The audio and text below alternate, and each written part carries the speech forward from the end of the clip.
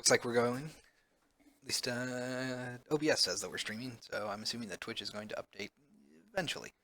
So, hello everyone, this is Chris Ingerson, and it is March 11th, and this is the March 11th Saturday Devstream. So, today we're going to be going back into custom content creation. Specifically, we're going to be focusing on the map view. So, I guess to start off, go ahead and call this like a test scene. Just because I'm going to be doing some live updating for certain UI things. Uh-oh. Is Unity going to crash now? 5 seconds into a dev stream. Okay. That was weird. Don't know what happened there. So, just to give you an idea of what the current situation is as far as custom content creation goes, we have everything for initial setup, so naming the game, putting in your creation info, so who you are, stuff like that. But we don't actually have a way to view or add rooms yet.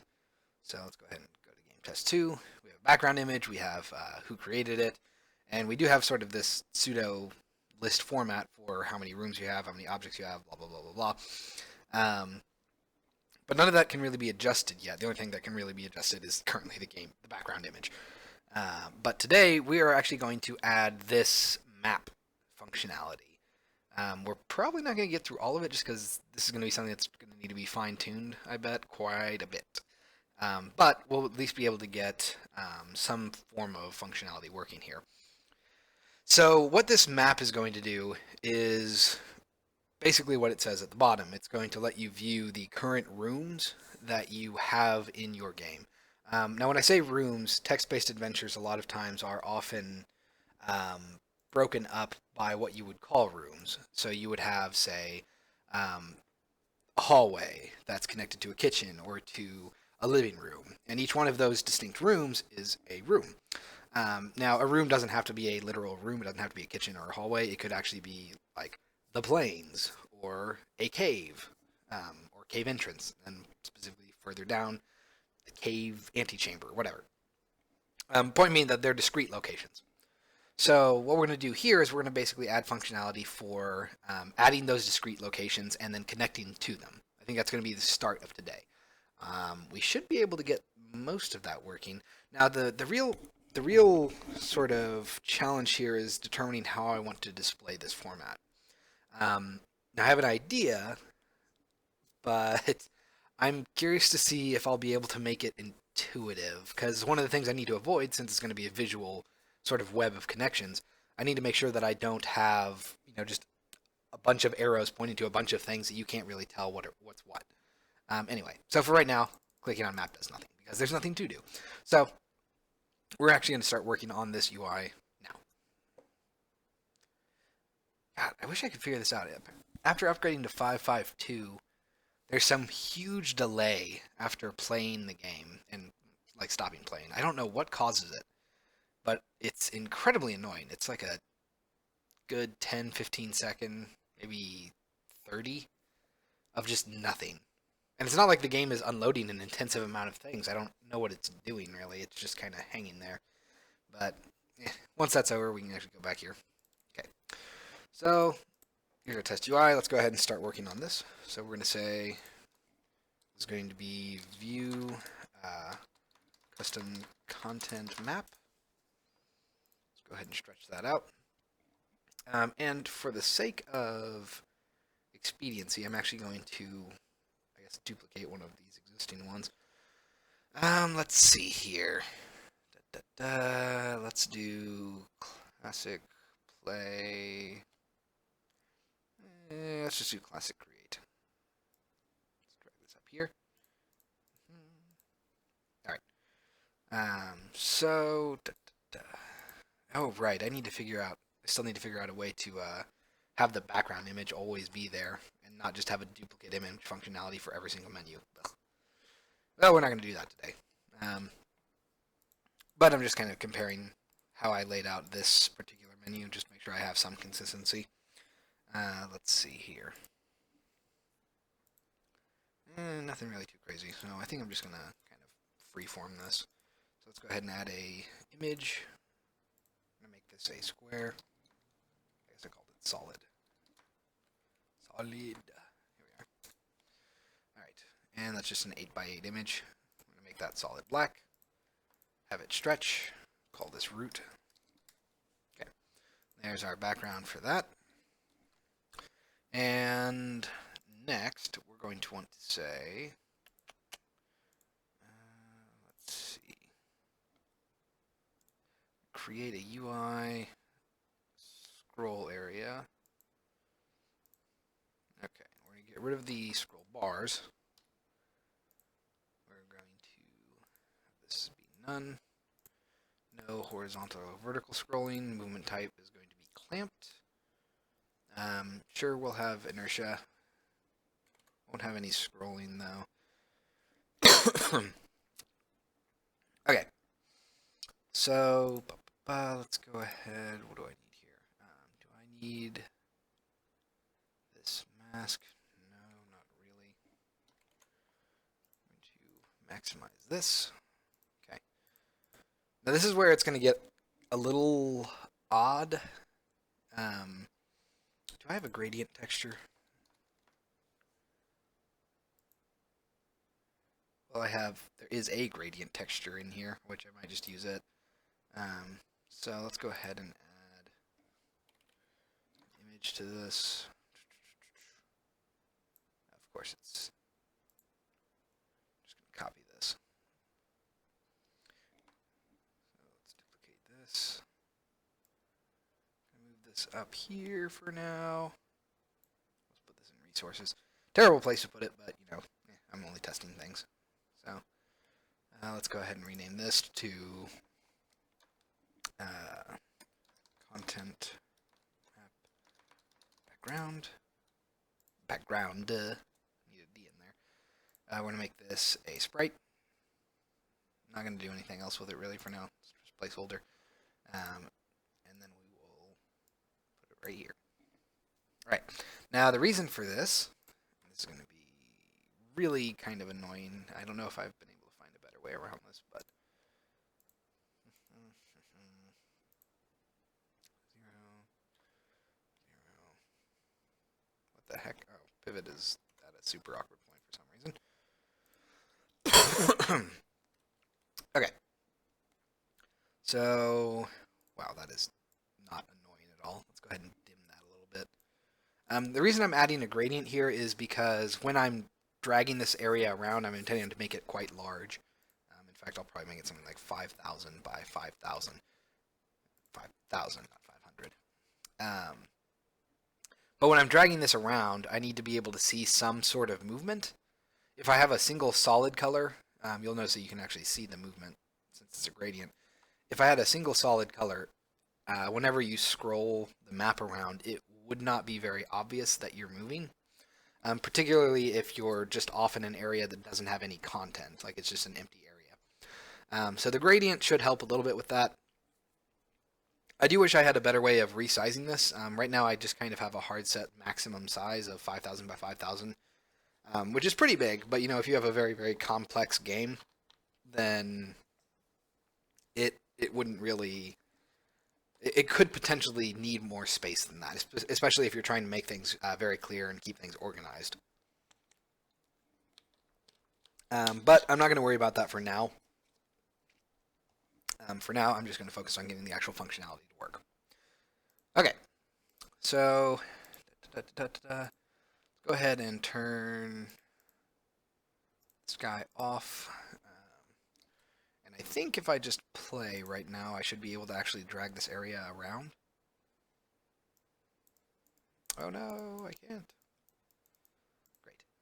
I wonder why I can't. Is it because of this? Do I need to make this a selectable?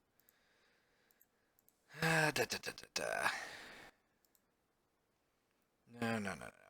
So our viewport is this. Content. Yeah. Okay. Well, I guess I can. Okay. Let's here. Find our scripts for this. Here we go, map view. Oh. It's interesting. I already started doing this. I don't remember doing that. Well, this could be interesting then. Go ahead and see what I've done. Sometimes I surprise myself, I guess. It could also be that this was like a really old prototype version. I'm not sure how much of this I'll be able to reuse. Huh. I don't remember doing this. Let's see. Let's go ahead and close all this stuff. Character orientation, object rotation, display options. Okay. So we have our custom game map.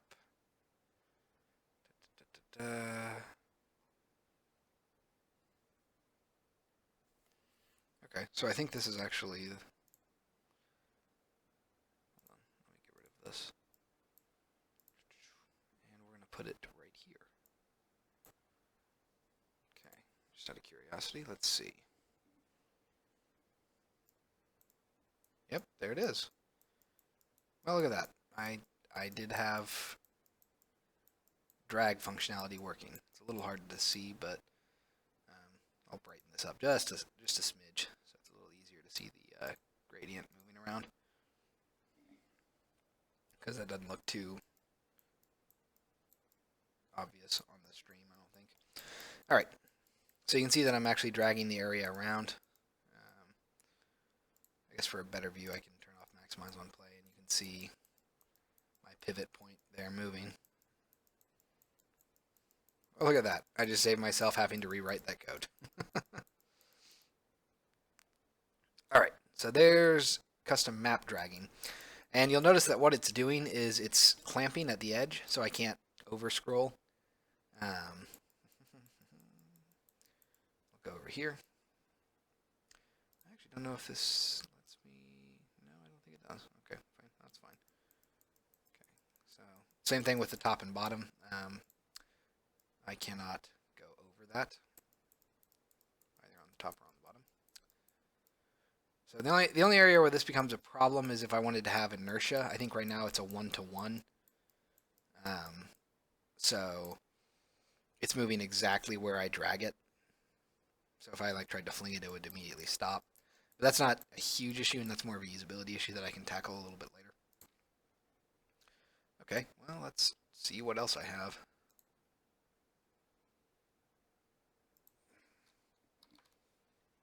I'm kind of curious. Okay,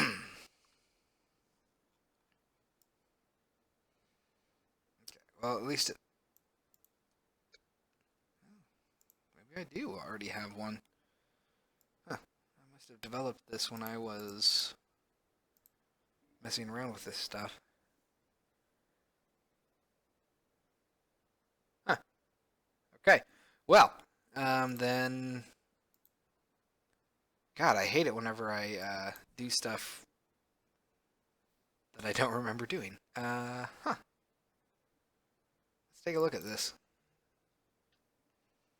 This is actually looking like I got pretty far. I think I remember doing this a long, long time ago, back when I first started doing content creation, and I held off because I decided to focus more on the actual games development. But since we're getting back into this on Saturdays now, I surprise myself sometimes. Wow, that's pretty bad. I'm kind of embarrassed that I just didn't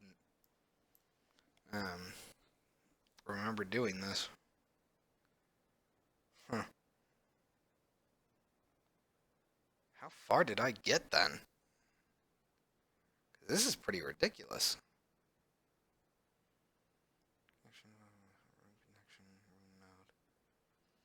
It looks like I got up to the point where...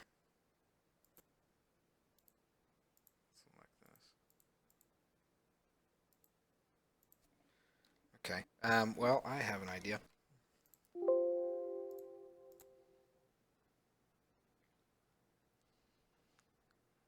Let's see. Classic custom game map.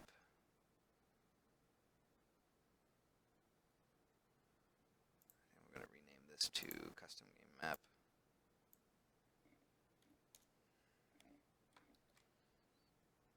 See if I already have this on there. I don't think I have it in here yet. I don't. So let's go ahead and add this. So 37. Do that. And let's go ahead and open up our classic create view script. Where are my map button? Find all references. Let's go to all map clicked. Okay. So we're going to say UI dot open custom game map view.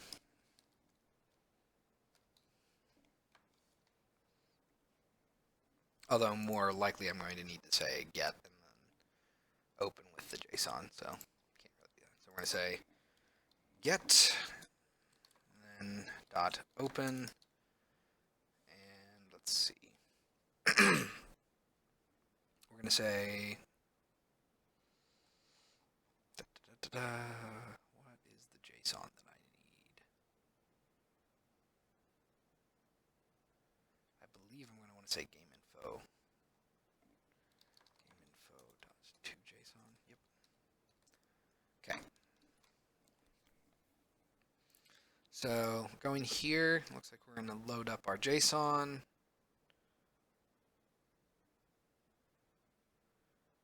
We get our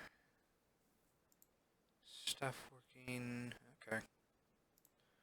So let's go back to the main area and just see what happens. Huh. I remember working on this, but I didn't think I got it to this state. Well, I mean, hey. If I already did it, then that's super convenient for me. I know it's not done. I can say that. I'm pretty sure that I didn't quite have room content creation working yet. So even if I have the basics of scrolling around functional, I'm not sure how actually useful it is right now. God, that hiccup is really bad too. Start. Let's go to extras, author mode, create, game test 2.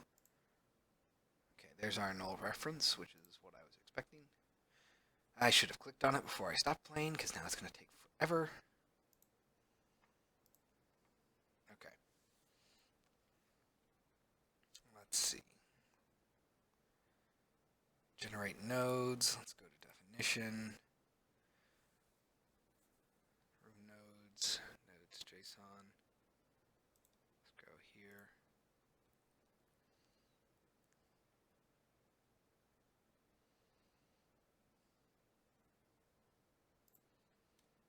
Okay, now where was that?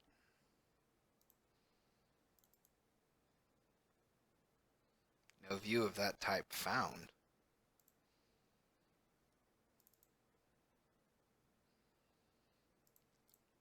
What? Did I do something stupid like I added it to the one in the scene? I did. Dang it. I did it to the one in the scene. Because of course I did. Okay, let's go ahead and fix that. Let's try it again.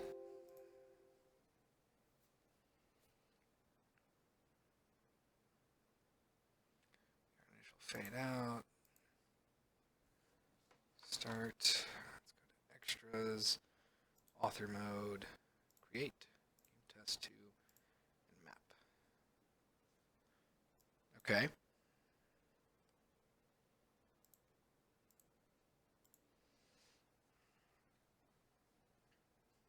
Right.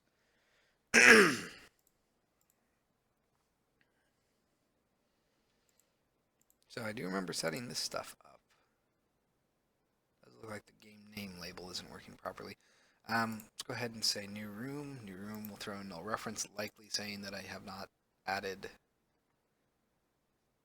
Oh, that's interesting.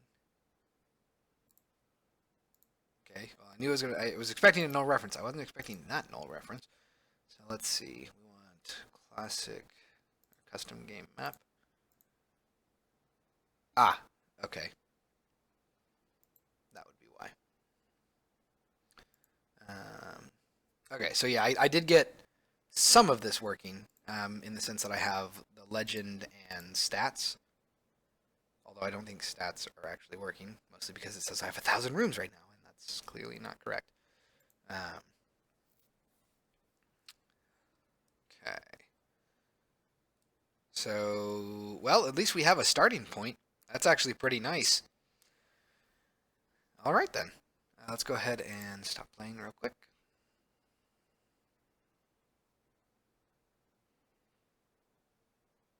And then we have our eternity for when it quits. I really do wish I knew what was doing this. It's very annoying.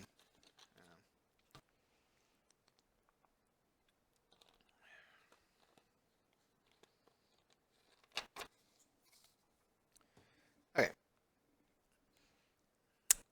And we'll probably end up changing some of this legend stuff because I remember back when I was working on this, I was trying to think about how to visualize things like exits. Um, and I might have overcomplicated it because I was trying to separate exits from directions. So you could travel west, or you could travel west through a door, and those would both technically be west, but one of them would be through a door, and that would be a different direction. I think I'm going to simplify it and allow you to not do that, but we'll see. I'd like to be as flexible as possible. All right, let's come back here to test UI. Let's pull you up. All right. So we have our map, map background, map border, map area.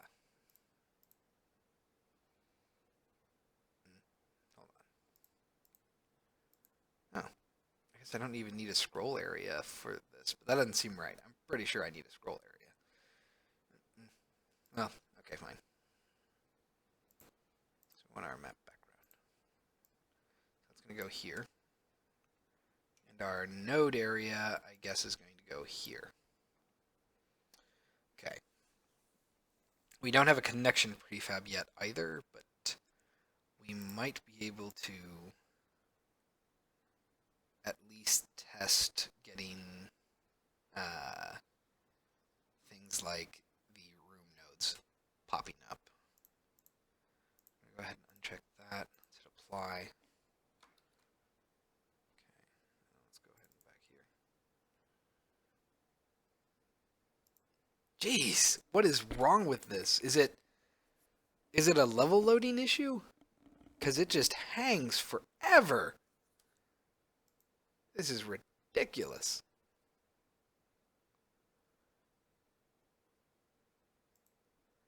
Ludicrous. I do not know what causes that. And we get a null reference right off the bat? Okay, that's weird. I could have sworn I saw one. Maybe that was just left over. Let's go to extras, author mode, create, game test 2, map. Okay, new room.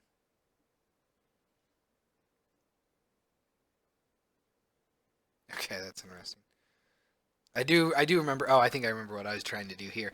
So these errors that are popping up with key not found exception. I was trying to do this really crazy smart fading, so that when you hover over an object, if you notice it, this bottom bar here is not initially there. And what should happen is that when you hover over a room, that bar will fade in, and it'll say how many objects that room has, its connections, any NPCs that it might have. And when you hover off of it, it'll wait for like 3 seconds and then fade out. And that error that's getting thrown is me trying to be smart about it so that it won't automatically start fading out as soon as you leave the hover area, and that if you go back in while it's trying to doing that countdown, it's actually going to cancel that countdown. So, gotta love fancy UI stuff that I was trying. And I think that clicking on this won't do anything. That's a shame. It probably should pull up some sort of edit menu. Okay. So we have a decent template. ahead and add a new room. So you can see that fade in happening.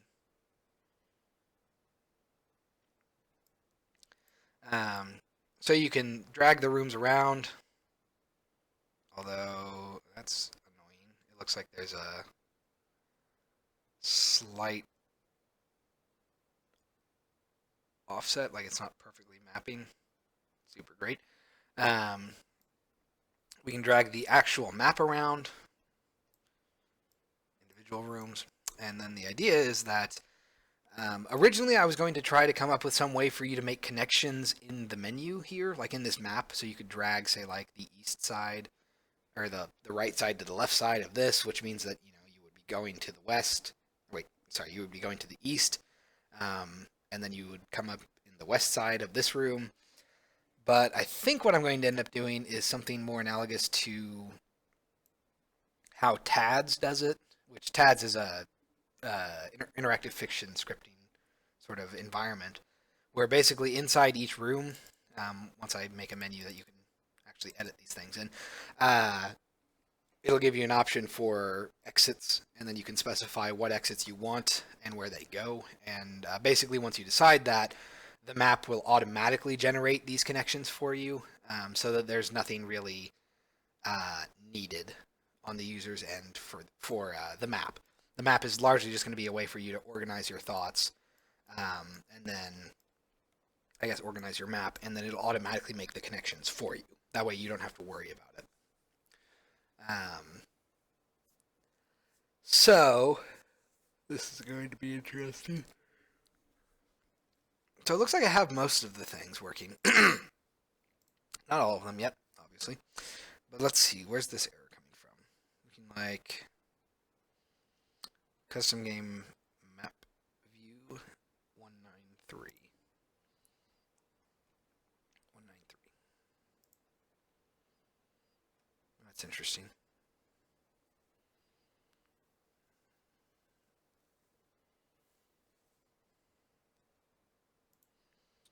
I guess I could do dot has. This is not a dictionary. Contains key. Then node. There we are.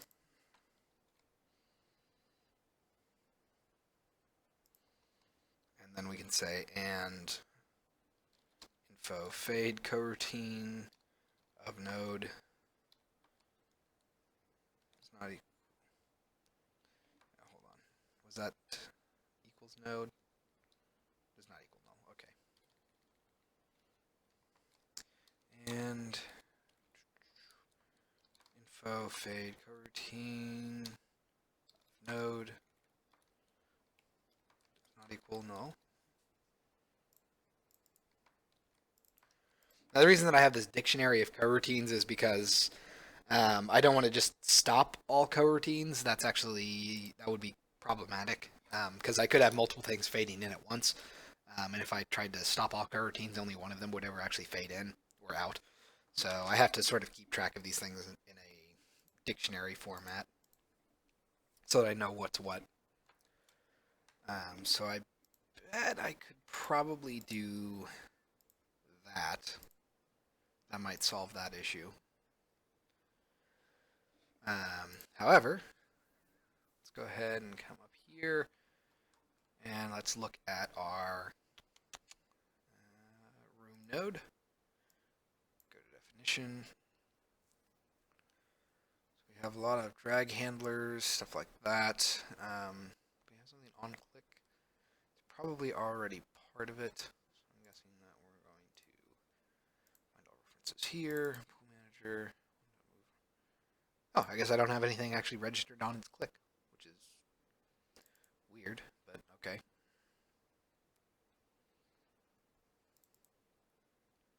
Generate nodes. All right, let's come down here. We have on node moved. Begin drag. Let's go ahead and say private void on node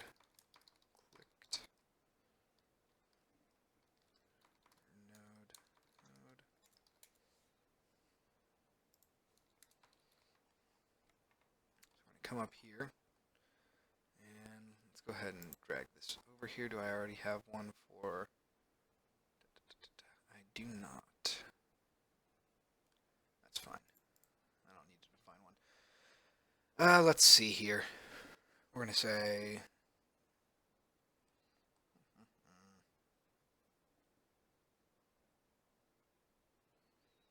open. Oh, wrong thing. Let's drag that over here. We're going to say nodes index dot onClick dot remove all listeners. Okay. And then we're going to say node dot onClick dot add listener delegate. And then we're going to say on node clicked node. And we're going to need to do the same thing for when a new node is created. So down here. Here we are. Alright. And I'm just going to put in a debug there for now. Debug.log. I guess we'll say node. Name. What actually do I have in here?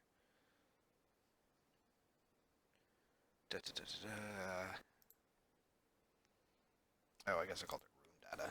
Dot room data dot ID dot name. All right. Simple enough.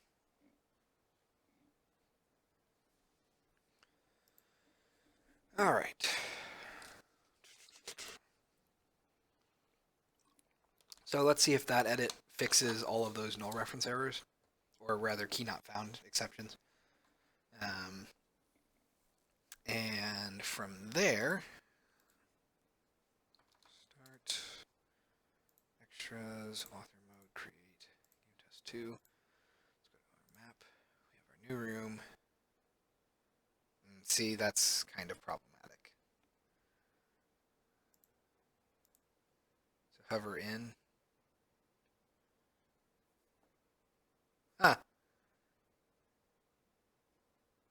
Oh, wait. Hold on. I think I might have mucked up that issue. Hold on. Where was it? Oh, it's in the... No? Seriously? Shane's key. Jeez, couldn't find it. Alright.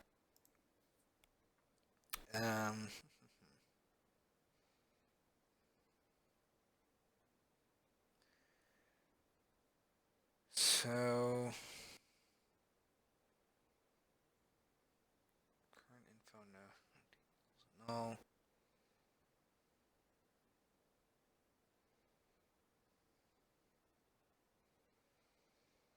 Interesting.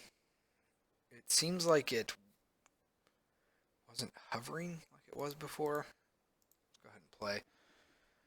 So it's almost essentially like we have the reverse problem now, where it was firing when we left, but not when I entered the node. So extras, author mode, create, game test 2 map, new room, and okay, delay, fade out.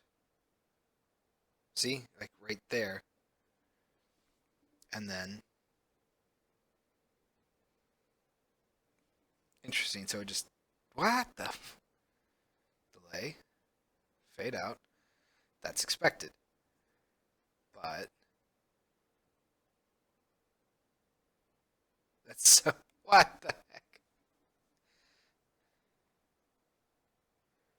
Okay, so now that should stop the fading out. Basically going back in like that should prevent it from fading out, which it looks like it does. Now if I take it off, okay. But it looks like going back in, it's just not cleaning itself up properly. So that actually might be a simple fix.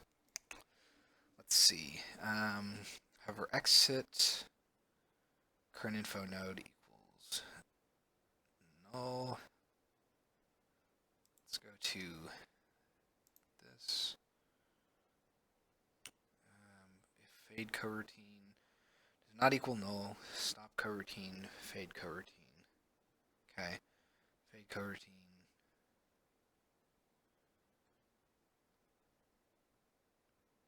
Cancel fade equals true. So if info fade coroutine is not null, then we will be doing a cancel fade. But so I must be losing track of a coroutine somewhere. Like it has to be getting saved when it shouldn't be, or it's just not getting cleaned up properly.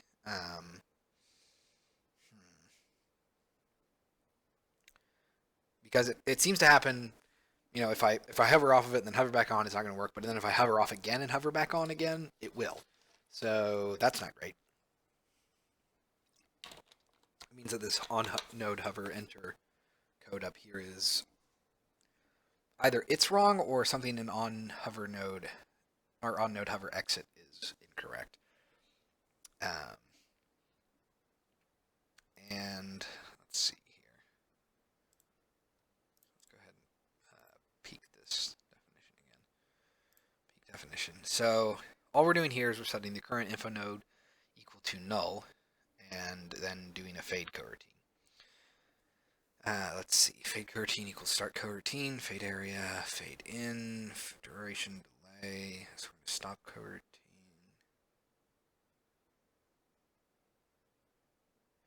Maybe I need to tell that coroutine to be null?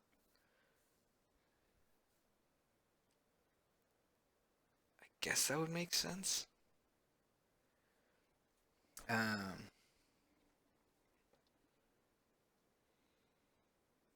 fade duration. So I guess we'll try that. So we'll say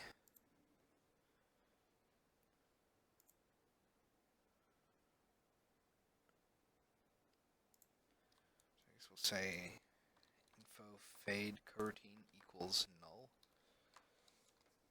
We'll figure out if that causes any problems. Because I think the problem here is that on this second else, it's coming back, or info fade coroutine is not evaluating to null, which means that it's just trying to cancel fade. So let's see if that fixes it. I really shouldn't be worrying this much about fancy UI crossfading at this stage, but you know it's in there already, so might as well try to do it. Extras, author mode, create, game test 2, map, let's go to new room, enter, exit, fade out, enter, didn't work, Raja Fraja. So let's let it fade out and then do. Yeah, it's like the second you enter it. That's so weird. Okay, so it's not that it's getting set to null, or that it's not getting set to null.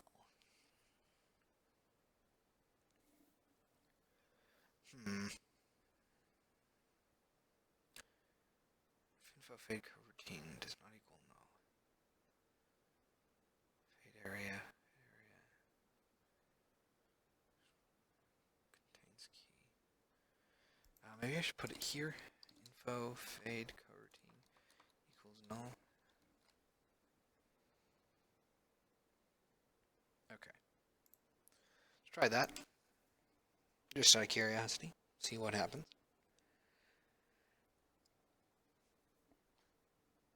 Ugh.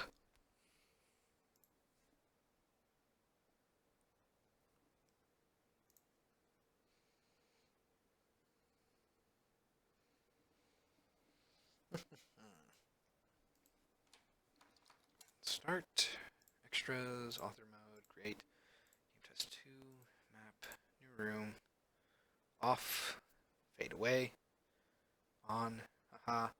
Now I bet, yeah. So that's super simple. So I don't want it to be set to null here, but I do want it to be set to null there, I think. We will find out. After about 30 seconds of it closing and reopening. God, I don't know what's doing that. I do think it's a Unity thing. Like, don't think it's anything that TextQuest is doing, just because it suddenly started happening after updating to 5.5.2. It's quite annoying. So let's see here. Okay. Let's go ahead and play again. Oh, right, it's got to compile. Bah. All right. Start. Extras. Author mode. Create. Map. New room. Hover on. Hover off. Fade away. Hover on. Hover off. Hover back on. Darn it. Really? Great. So I can't actually set it to null. Otherwise, I will get that behavior. Really? That is very annoying. So this is saying that if I am currently trying to fade out, then basically cancel that fade. And if I am not trying to fade out, then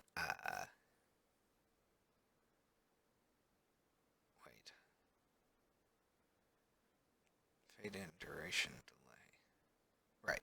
If I'm not already trying to fade out, then have a small delay before actually starting the fade out. The problem is that it's not cleaned up when I try to enter, which means that this is not getting fired, which means that current info node equals null, not evaluate to true. So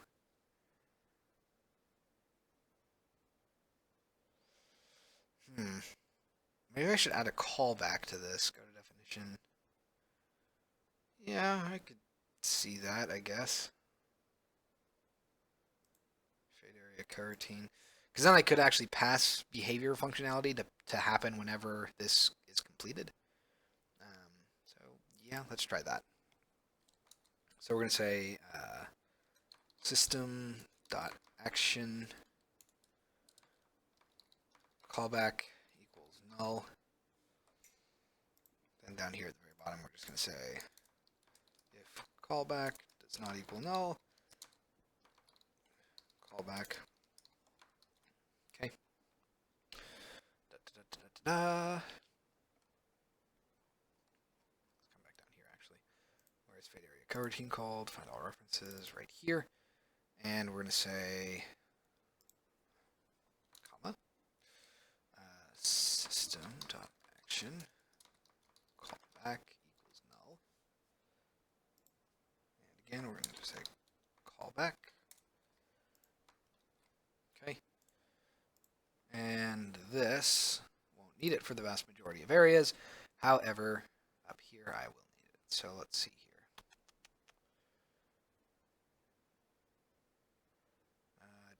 On clicked. What the freak? How do I keep losing track of this? Here we go. On node. So I'm going to say private void on node fade out complete. And we're going to say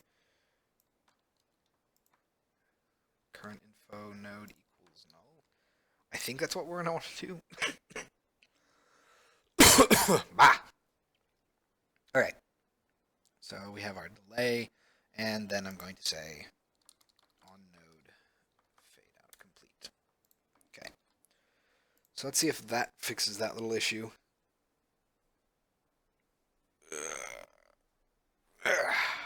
Alright.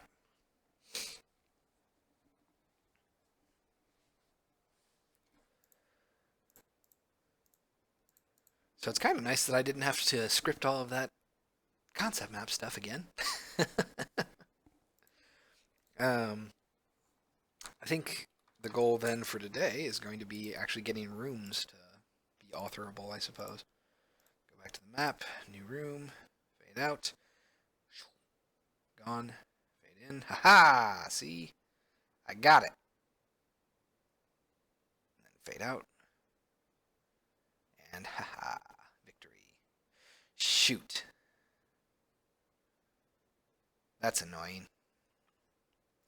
So what happened there was I overshot and came back like that. And that caused it to freak out. Great. Jeez, it's so freaking brittle. Um,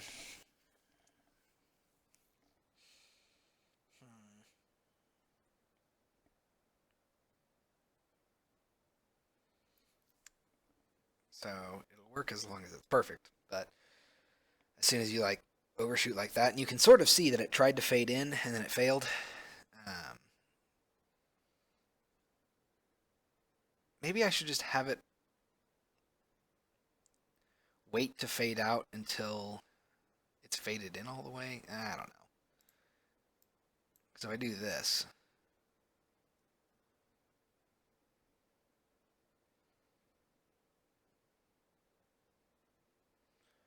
see, we're just gonna like keep getting this.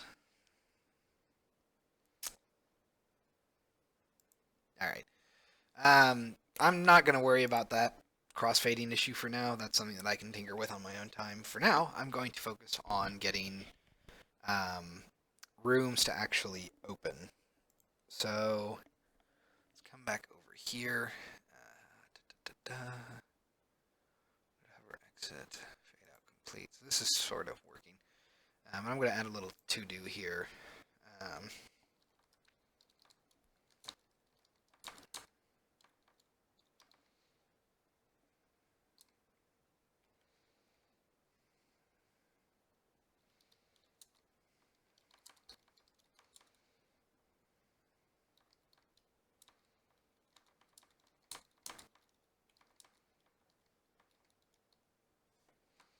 okay. Let's see. Are you still closing? Good. You're actually done. So let's come back here. And let's see. So we have our node.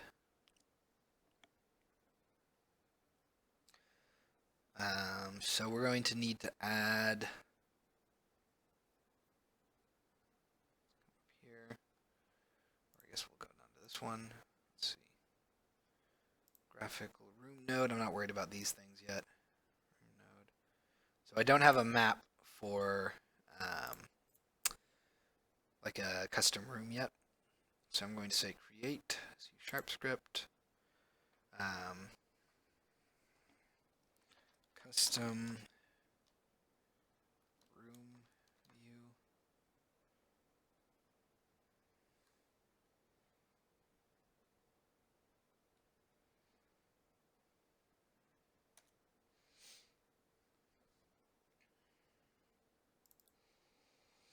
All right. Dang it! I keep forgetting. Usually because I just don't do a lot of scripting whenever I'm not on the Devstream. Right now I'm doing a huge art pass. It just sucks because it means that I keep having to do this. So we're going to say namespace. Or not system. Sleepy owl. Text quest. Capital Q. I'm not a savage that can't capitalize. Let's go ahead and save that. Then we have to do advanced save. And you can see like all these steps that I have to do just to set up the script the way I want. That's why I'd like to do the template stuff. But anyway. So let's see. We're going to say up at the top, using sleepyowl.common. This is going to be a game view. Okay. Am I going to need to do anything else? Probably. Just off the top of my head, I'm going to need to say using unityengine.ui. We will also probably need to say using TM Pro, which, by the way, TextMesh Pro. I think I briefly talked about this. TextMesh Pro has been acquired by Unity now, so it's going to replace the built-in text system that Unity uses, which is super great. I'm happy about that, but it does mean that I'm willing to bet my workflow is going to have to change a little bit in the future. But we'll see. I talked with the guy at GDC, the guy who makes TextMesh Pro, and he said he's going to work really hard to make sure that the existing users are well taken care of. So I'm hopeful that that workflow won't be too crazy. Anyway, So we're going to need a couple of things. First is going to be, I guess, the room name. So we're going to say public pro input. I can never remember if it's, so it's like TMP underscore input field. Yep. Name input, or name field. Okay. So that's where the name gets entered. Let's see. What else do we need? We're going to need... Do I really not have this already? Like, thinking about this. I'm going to save that.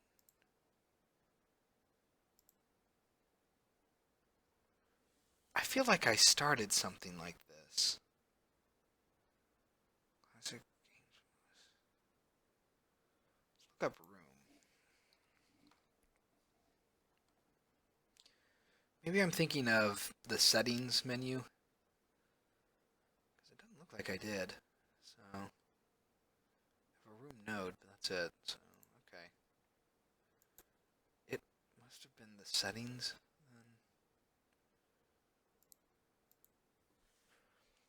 Because I remember sort of messing around with a UI, or like a menu for all that stuff. Oh, in any case, let's go ahead and open this up. I'm going to go ahead and pull in my custom game view, my custom game map. Open this up. And we're not actually going to do anything in it. I'm just using it for reference because my next thing is going to be something that we'll draw on top of it. So let's see, make this an image. Make it solid black. And we're just going to say 200%. Well, 200. We're going to call this root. Okay. This. And it's going to be our custom room view. Custom room.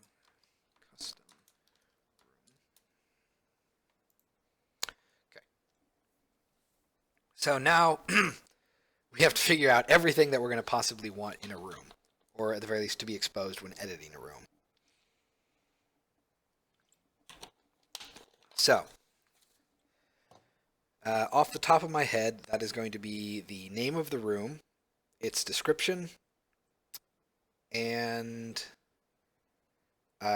connections. So that's a very, very minimal thing that we'll need. Eventually we'll have to get to things like items and objects, but I'm not going to worry about that for now. So let's go ahead and say it is a default view. Here is its root. Its order is going to be 10 or 5. 5 will be fine. Okay. So we have this semi-transparent black background, and that's just so that you don't accidentally click on anything behind it. So let's go ahead and say create image. We're going to stretch this. We'll have it be 50, 50, 50, 50. Actually, we'll do 100.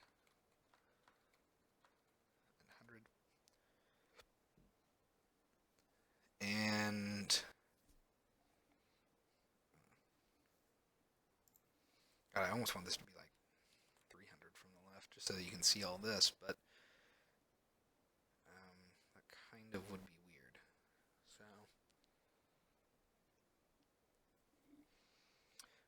let's go ahead and say it's going to be solid again. Actually, it's going to be solid sliced. No, it's fine. So we're going to call this background. We do basically duplicate this. Put it back up. And it's going to be 5, 5, 5, 5 from the top as well. This one's going to be solid black, giving us that aesthetic that I like. Let's see. We're going to call this, actually, we'll call this one background, and we'll call this one border. Alright. I guess I could call this like panel or something.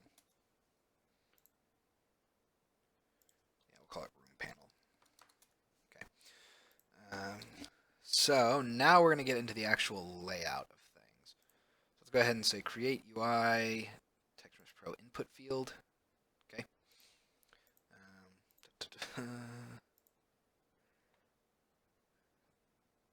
We will not. Yeah, we'll keep the placeholder. I don't know if I'm really going to need to use it, but we'll keep it in there. Okay. Let's see. Da, da, da. Placeholder is going to be. Where's my italic? We got to turn off italic.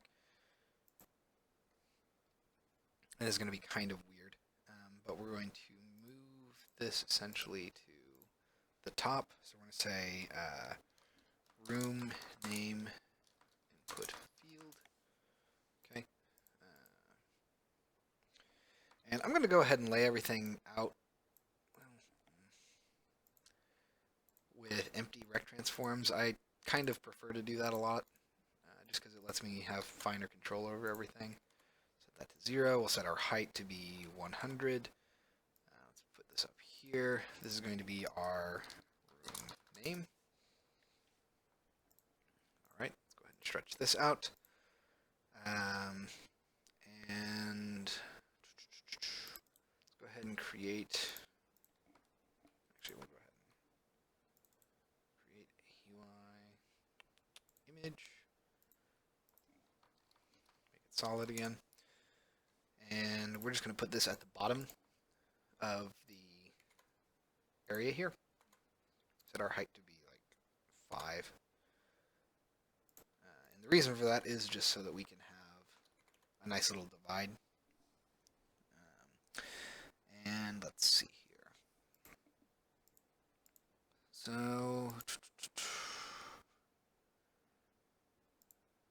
we're going to get rid of this.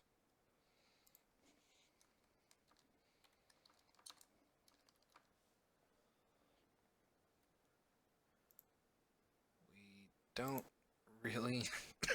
Don't know why. Every time I stream, I just start coughing. Let's see. I guess our text can be that. Nice and simple. Let's have our. Okay. Let's increase our size here for these. 24. Probably 32 actually. Okay. Now, I honestly don't know if TextMesh Pro supports non-left aligned text areas, but we'll find out. I'm hopeful that it does. I would really, really, really like it to. So let's go ahead and change this. It's going to be white. We'll have to change a couple of this stuff. Let's make it blue. Just to make it obvious that you can highlight it. Okay. We'll make this single line. Content type is standard. Probably fine. I think my JSON can handle all of that. So we'll leave that as standard. Do we want to support rich text? No, we will not support rich text. Not for this title anyway, mostly because the room title is going to be something that's also in data, so it doesn't make sense for it to be, rich text.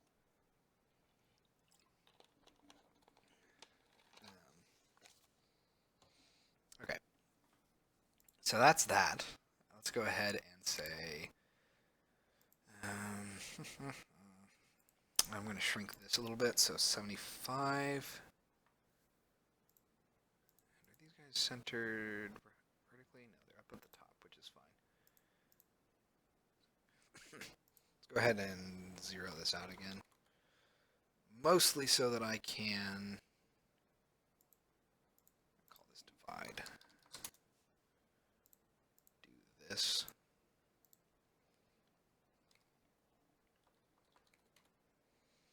Now we'll be 25 and 25. And then make our height 50. Too much. 60. There we go. I think that's better. Let's see here.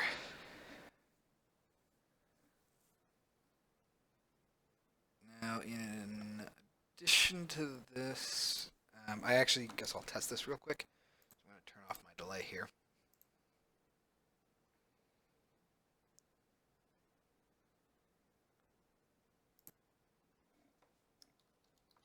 Oh, there we go.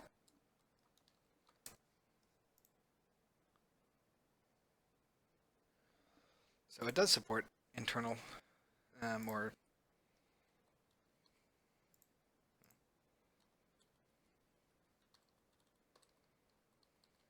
cool. All right. Or it does support centered inputs. So we can leave that. Let's see. What else do we want? We will probably want a description. So let's go ahead and come down here. This, we're going to make it max of 0.5. From the top, we'll do 75. From the left, 10. And from the bottom, 10. This is going to be our room description. Okay.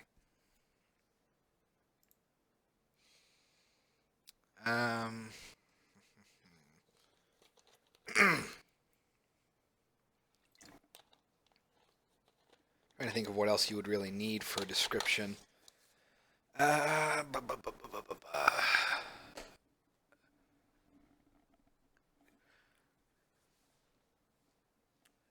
It's mostly going to be an input field, I would think. So let's go ahead and for this, we will do 25 from the left, 15 from the bottom. We're going to add an image to this. We're going to make it the solid sliced, and we are not going to fill it center. Okay. Now we have a white background, which means that we can do. We're actually not quite done yet. Which means that that's not exactly what I need to do. So I'm going to need to do an image here. Image, solid background. Save that out. Again, don't fill center. We're going to stretch this, and from the top, we're going to say 50. And the reason that we're doing that is so that I can add a label here. So we're going to add text pro text. Move this up. It is going to be here at the top. Let's see. Pivot is going to be 1y. Zero that out. Come back over here. Efit font, and we're going to say description.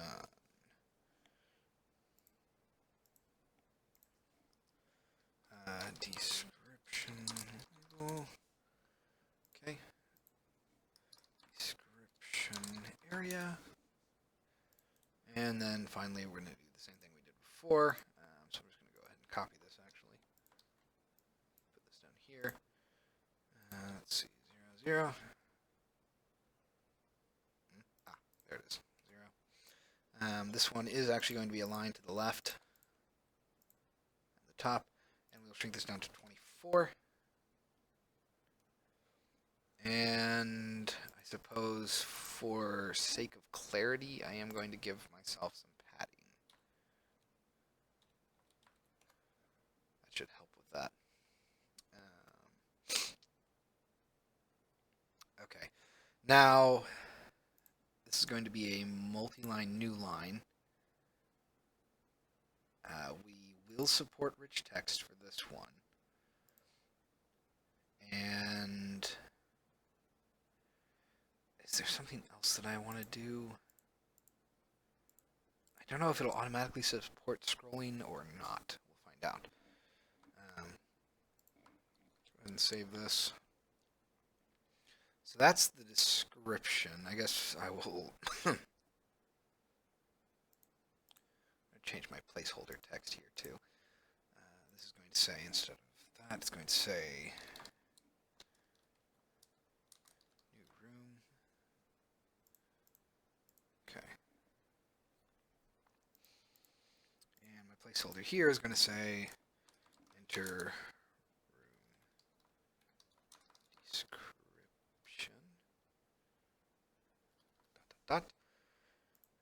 The actual value for the text area is going to be nothing. Oh, well, aren't you interesting? Here we go. That was weird. I wonder why that one wasn't enabled. But all right. So we'll change this to room description input field. Okay.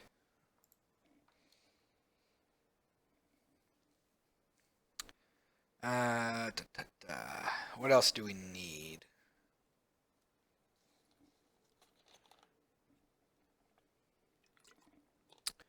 We need connections, which is going to be fun.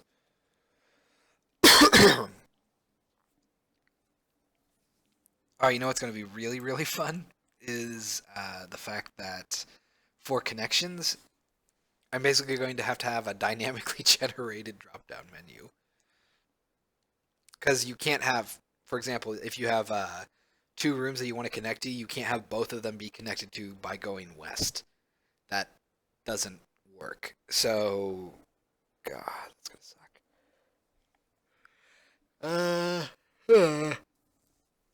Well, let's go ahead and for now, room description area. Come over here, and we're gonna duplicate this, set that, and we're gonna name this description field. Okay.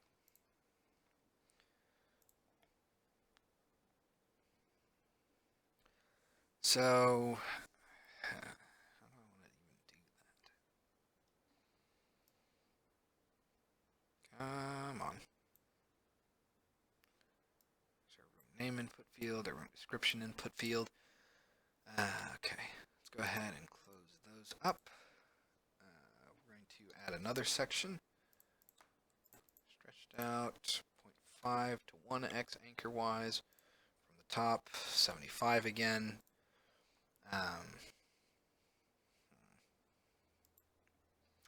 Go ahead from the right, say 10. From the left over here, say 10. So I have some spacing. And we're going to call this connections. I'm going to do pretty much the same thing that I did over here. Just get rid of this. Put this up. Okay, so left, right, 1, then 0. Change this to exits. Exit area. Exits area. Let's see, 0, 0, 0, 0. Change this to 50 from the top. Oh, right, and it's 25 from the right and 15 from the bottom, I think is what I decided. Yes. Alright. Now I probably don't actually need this.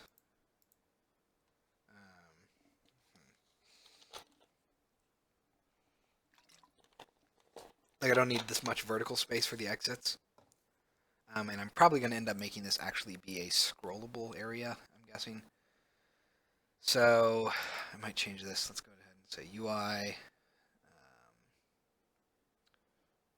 Scroll view.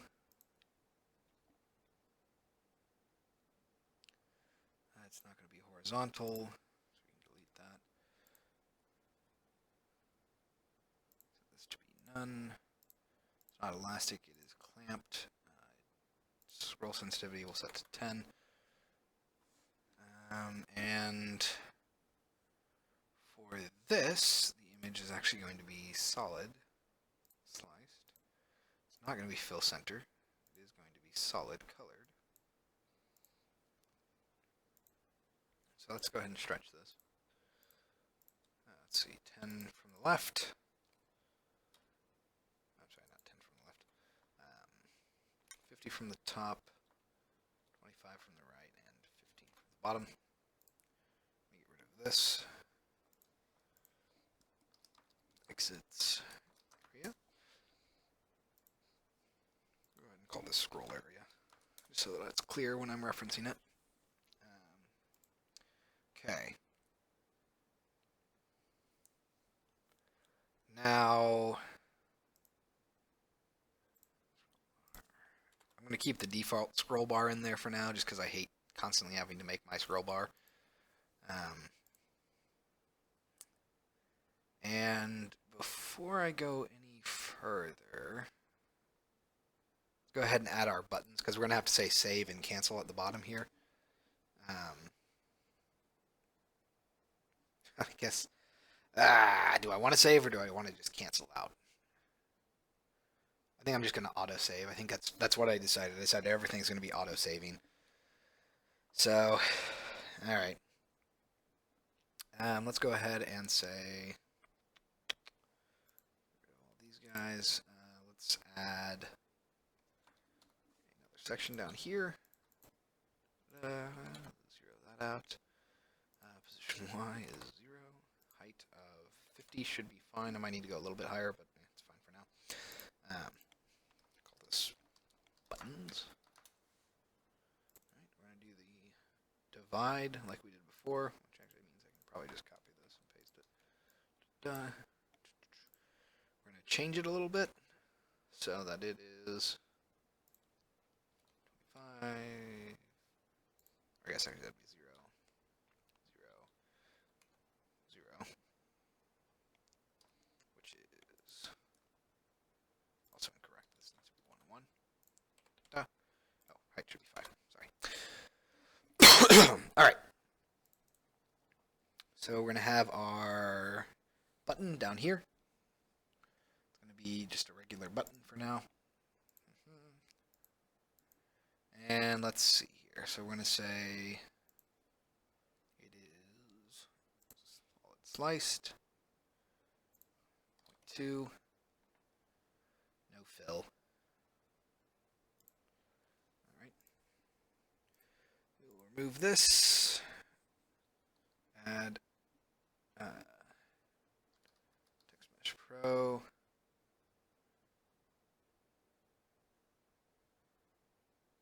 There we go. And make it 8-bit font.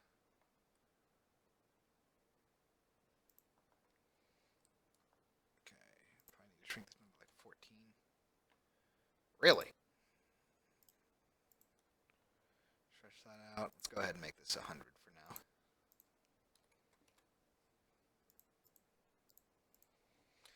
Let's see, we're going to say close. It's going to be in the center. We'll make this 24. Okay. Change this back to 50. Button. Let's see, our text is going to be 5. Oh, not 45. 5 by 5 by 5 by 5. Button is going to be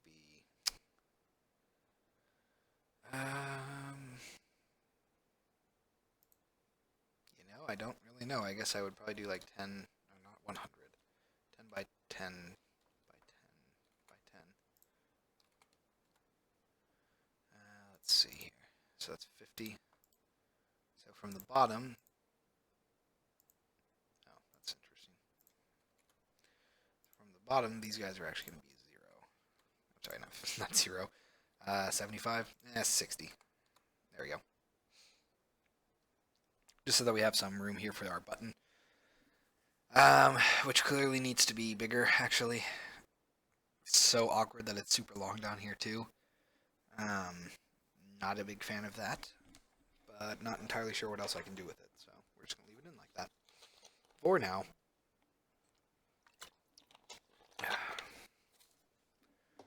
And I'm also going to real quick take a look at how I did the buttons over here. I'm pretty sure that I did actual separate, images just so that I can get a nicer control over that border. Because I wanted a 5 by 5 by 5, Alright, let's do that real quick. Come down here, create a UI image. It's going to be solid. Okay. Solid black. Put it here. 5 by 5 by 5 by 5. Put it in front of the text. We're going to have this actually fill No. Okay. So our button is basically too scrunched vertically, um, which kind of sucks. So I'm gonna have to like bump this up to 75. And let's go ahead and bump these guys up to, I'm guessing, 80. That looks fine, I think. Let's go ahead and bump this over 25, 25, 0, 0. Okay, kind of works. It's a little awkward. I'm actually not sure if I need this divide. I don't think I do. Let's go ahead and delete that. And we're going to rename this to close button.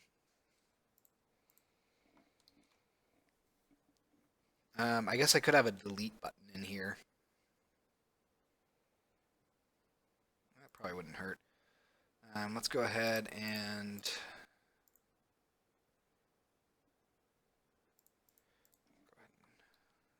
make a child of this, move it up one, have it spread out. We're going to add a layout component to it.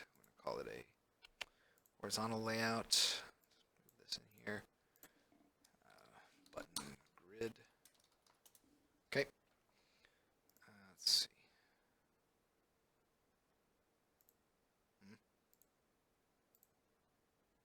That's not awkward at all. Okay, let's go ahead and duplicate this. A spacing of 10. And I suppose we will also say from the bottom we are 10. Okay. So this one on the right is going to change to be the delete button. All right. Make sure that it's zeroed out. Now this one is going to have to also be bright red. So I think I'm going to change this to say something like this. Just so that it's much more apparent that it's something you don't want to click on haphazardly. Let's see. Button grid. Let's change this to 25. 20 might be enough. There we go. And I think that's good. So let's go ahead and bump these guys up to 85 away. Oh, not 885, just 85. Or 90. There we go. Give it a little more room to breathe. And of course I can always increase the actual size of this room. So if I wanted to change this to like 75, that gives me a lot more room to work with. Probably get away with like 50 or something. Yeah, that's fine. Okay. So, do I need to have like tooltips or something? Because that would kind of suck.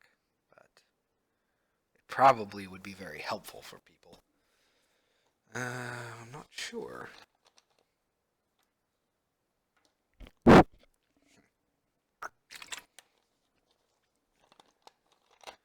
Well,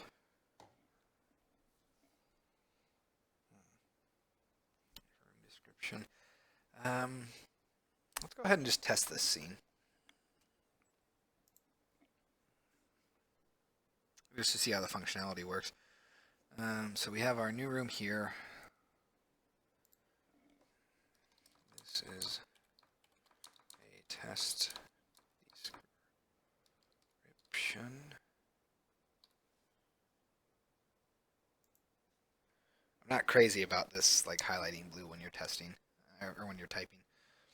So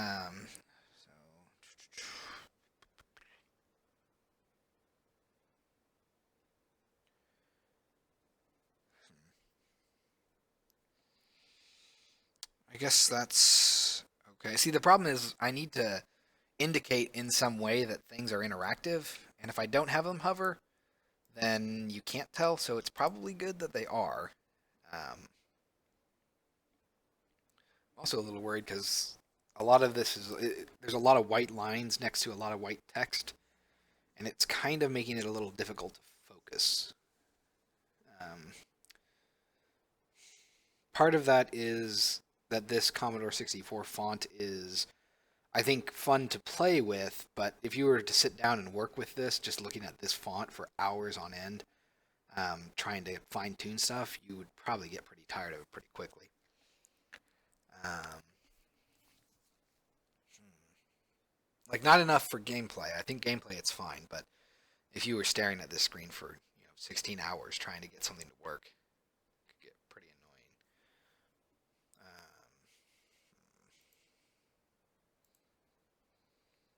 annoying. Well, I don't know. Let's go ahead and stop playing. Come back down here. Let's make our delete button have this background be our target. This is going to be our background. To this white. Actually, hold on before we do that. Let's go ahead and copy that. Okay, now to this white. Come back here. Normal color is going to be that. Highlighted color is going to be actual bright red. Pressed color will be this, but darker. And disabled color will be black. Okay.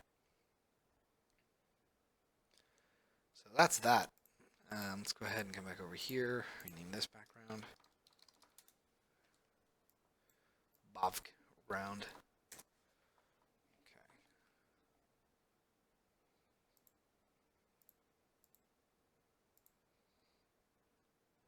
Kind of want these to be stacked a little bit more appropriately.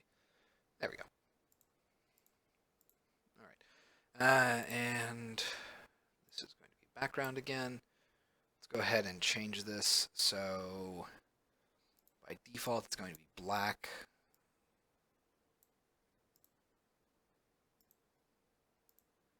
I'm going to need to make this white so that actually reflects changes. Oh, I did that wrong. I was like, what's going on? Okay, there we go. So it's going to be black by default. Highlighted color. Let's go for a green, I think, like a dark green. Press color. We'll make similar colored green, just darker. And disabled will be black. Or actually, you know what? Let's cancel that out. It's never going to be disabled, but still, Okay, so there's the close and delete buttons. What else do we need? We're going to need, I think, an add exits button. So, let's come over here to room connections.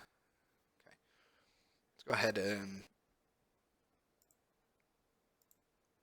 yeah, we'll do it outside of it. So we're going to copy this, paste that, move this to here. Okay. This is going to stretch all the way across there. It is going to have a pivot of 0y, positioning 0y. Why is its width so screwy?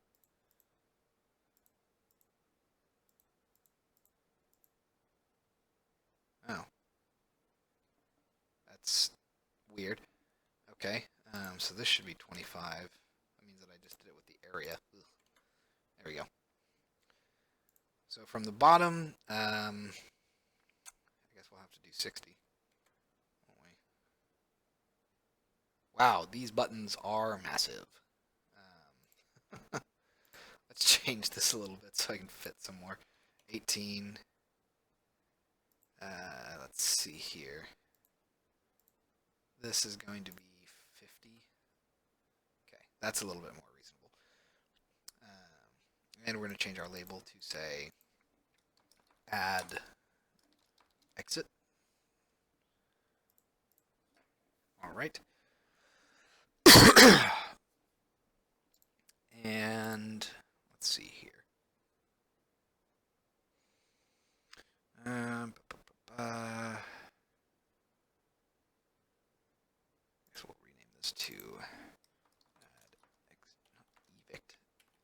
exit.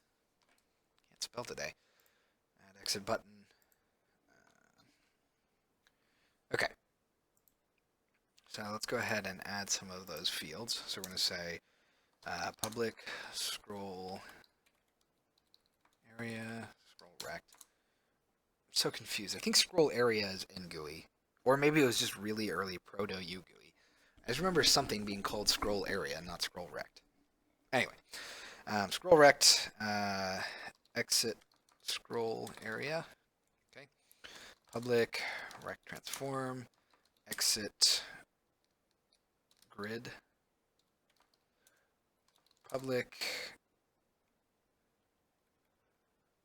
public button, new exit button, public button, close button, public button, delete button. Okay. So let that compile. Do I need anything else? No, I think that's good for now. And let's go ahead and start scripting some of this behavior. Let's see. So we're going to say private void awake. Assign our button listeners. Say public void on name edit string. It's actually not going to be public, it's going to be private. Private void on description edit. Private void on new exit clicked.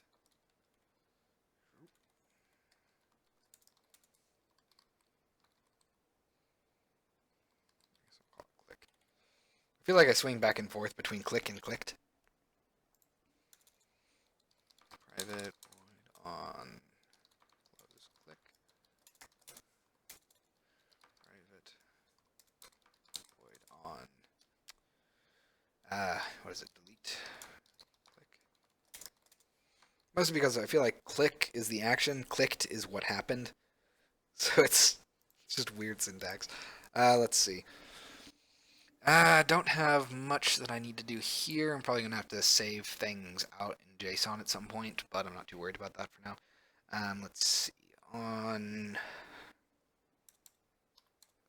Go ahead and say override, open.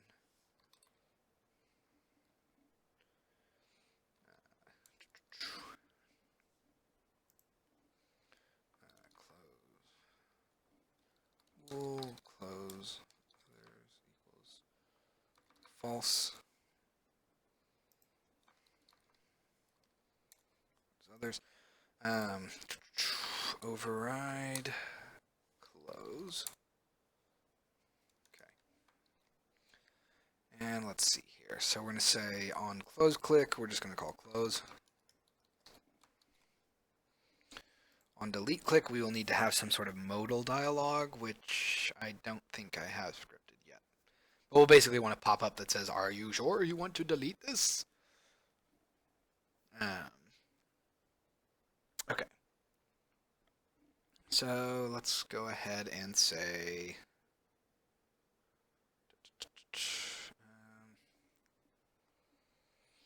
and I guess really this open isn't going to do much. We're not really going to have to override this open. Instead, we're going to say public void open JSON object room JSON. And I guess, yeah, fine, we'll do bool close others equals false. I really don't think I'm ever going to close another one because it's, well, it's meant to be over the map view. So let's see, what else do we have?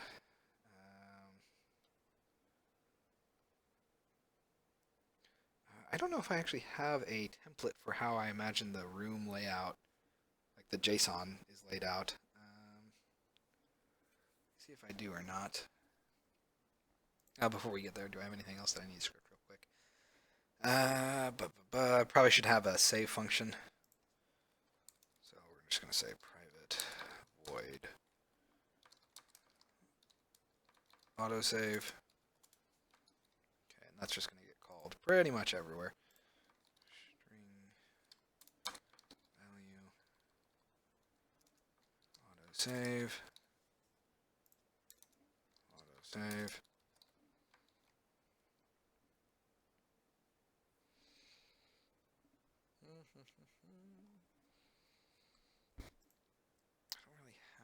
Something for this yet. I'm going to have to add a new script for the on new exit click to work. So down here we're going to say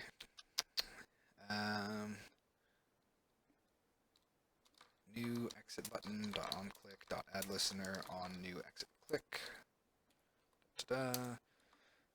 Close button dot on click dot add listener on close click.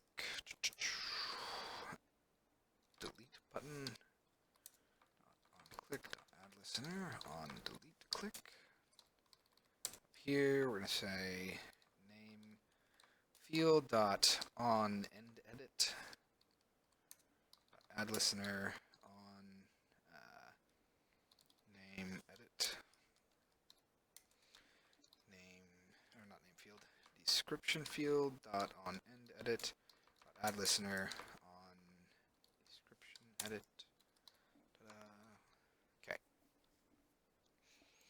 I suppose.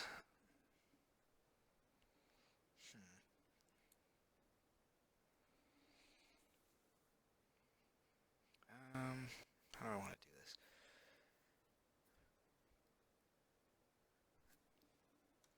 Let's go ahead and say private.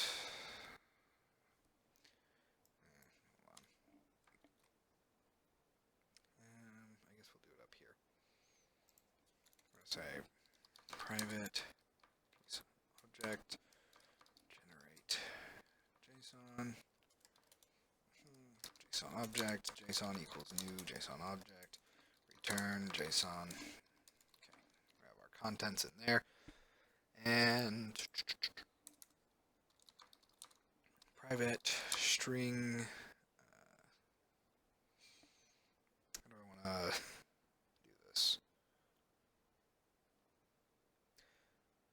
You know what? I don't even know if it needs to be JSON. I can probably pass the room directly, but it's going to have to get turned into JSON at some point anyway, so probably not bad to plan for it here. We're going to say room name equals nothing, private string, room description equals nothing.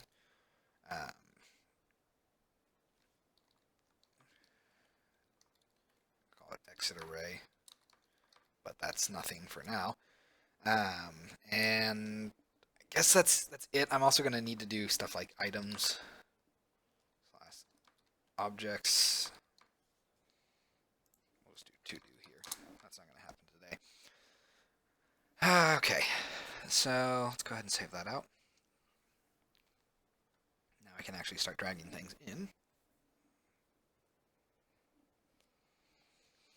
I will say that as much as I enjoy working on custom content creation, it is a little bit of a slog, and I'm a little worried that it's not super interesting, but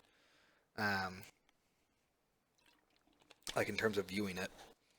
I do want to try and empower content creators. Like I love playing custom maps and all of that, but I'm not sure how useful it's actually going to be in here. It's definitely something I'm going to do, just because I want to figure out a good system for letting players, build content in my games.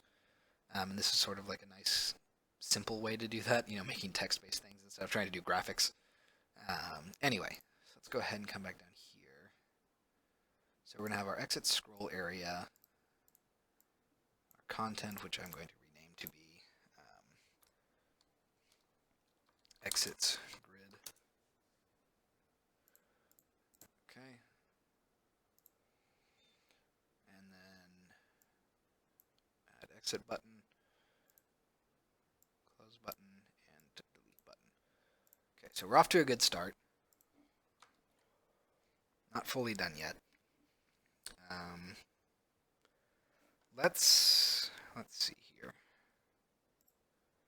So I think I want to open up custom game custom game utilities, custom content utility. Here we go. Game info, floats, root directory, game name, rooms. Let's see where this is used. Okay, so I don't actually have anything on rooms yet. I guess I will add that here. So I'm going to say rooms, public const string key. You know what, I think I'm just going to say room name equals name, public const string room disk equals description.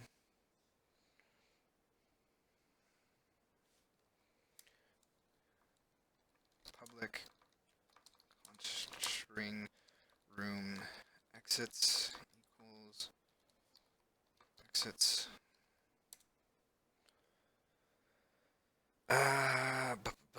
For now, we'll do public const string room items equals items.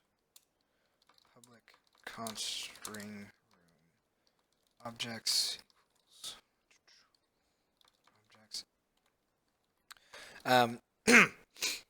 Interestingly, I guess not really that interesting. Earlier today, I was messing around with TADS, which is a sort of work environment for creating text-based adventure, text-based adventure games. And the approach that they seem to take, it's a scripting environment, but it seems to have a very similar approach to what I'm doing, except I'm basically trying to expose everything with visual tools, and sort of visual scripting. I guess I wouldn't really call it even anything near that. But basically allowing you to set up all of these things visually. You can make your rooms, you have that map, you'll be able to select from drop downs and all of this, and functionally it seems like everything's going to be the same. The only real difference is that I guess TADS technically will allow you to do more esoteric things like your own custom scripting. But my goal here is to basically expose my entire system that I'm using for TextQuest for item interactions, which should basically put it on par with something like that. It's just that you won't have to go through this nasty, tedious process of having to code everything by hand. You'll be able to just sort of do it with associations and sort of visual maps. But we'll see if I end up getting that to actually function properly. Anyway, and what brought that up is that it had a similar approach to how I'm doing this. It gives you you have a room name, a description, you define exits. Usually you just define like south equals hallway or something, which tells it where to go. And then you can add rooms and objects dynamically. Well, not dynamically, by scripting them. And that's basically what I'm doing here. So very similar functionality, just delivered in a different way. Anywho, so let's come down here.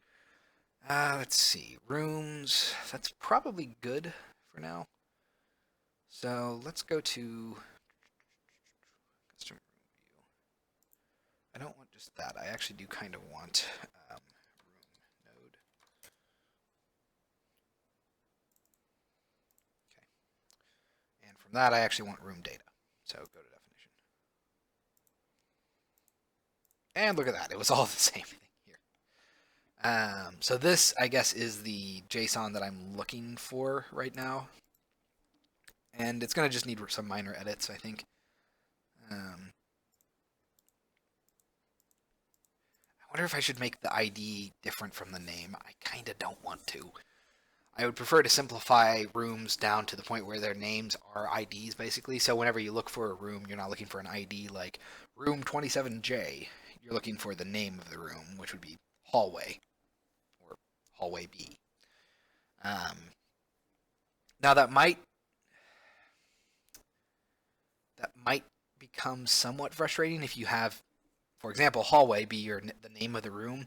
If you have multiple hallways, there's no real reason why you wouldn't want them to have the same name other than clarity.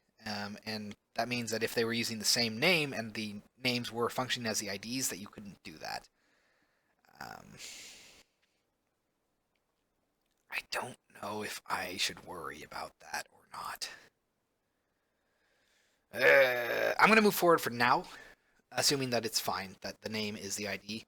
I will probably send out a few questions to people and see what they think, or at least discuss it with a few people. Because I can definitely see the benefits of having IDs be separate from uh, the name of the room. Okay, so let's see here. From JSON. Oops. String JSON ID. That's kind of weird. Oh, right. Room ID is a collection item. Oh, no, is it? Oh, it is. Because I wanted to make things hard for myself. Of course I did.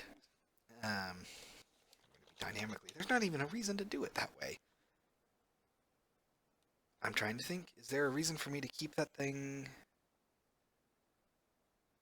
No, I don't think that there is. All right. So, oh God, am I going to end up changing that? It might be easier to store. God, that's so weird. I'm thinking of systems that I'm going to have to design in the future. One of them is since you can rename rooms, their ID would have to be renamed with them, which would really suck. So that would suck so much. Oh dear.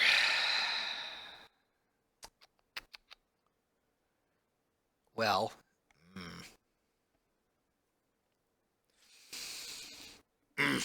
okay, maybe I shouldn't. Maybe I should have them be separate things, just because the fact that you can rename rooms is going to be a huge hassle. It basically means that whenever you rename a room, it's going to have to look for any rooms that are associated with it and say, "Oh, look at this! I changed my name, so you need to change where you're pointing." Otherwise, it would be very frustrating if you changed a room and had to manually go through each room that was connecting to it and had to update them. Ah, jeez. Well, for now, I'm going to keep this somewhat simple. So let's come back here to custom content creation. Look, string room ID equals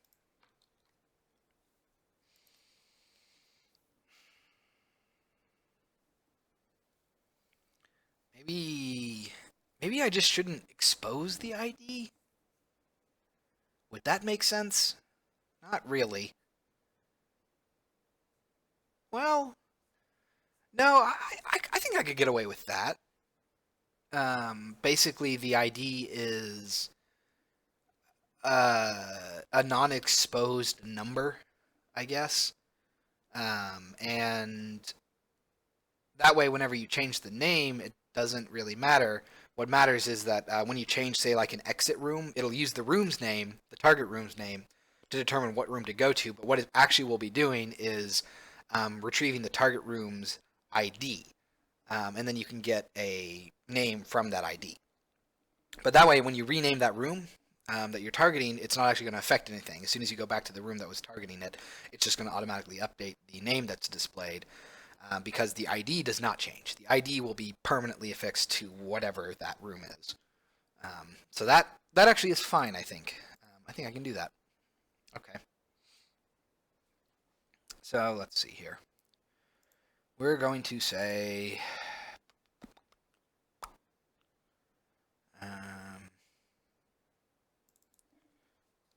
custom game. No, it's custom content. Utility dot room ID. There we go.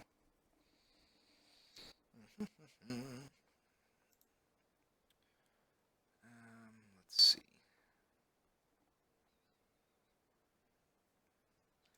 So I do have a data class for room exits, it looks like. That's fine. Okay. And it's doing exactly what I was planning on doing. Man, I really did get pretty far with this, and I just dropped it because of more pressing matters at the time. Okay, so we're going to say public string name. I can't do that. Room name.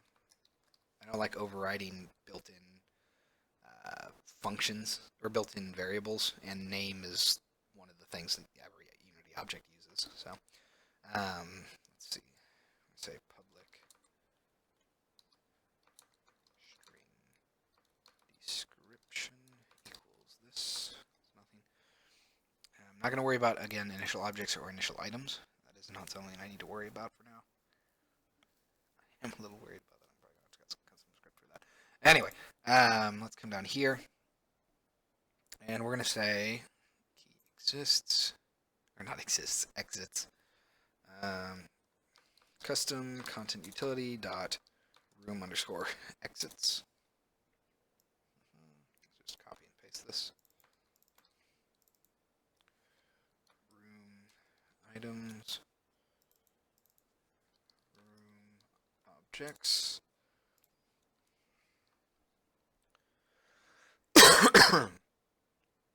And we're going to say string room name JSON name equals JSON dot get string value, basically that, and this is going to be room underscore name. Let's copy this, paste this. I bet I could actually just change this, so I'm just going to call this room name. Room name equals that. Description equals room description. All right. So that should initialize everything properly. Let's see here. Don't need to worry about any of this. I guess I will go ahead and pass new JSON array here, just in case one does not exist. Okay. And now to JSON. Pretty much going to be the same thing, just in reverse. And I guess it's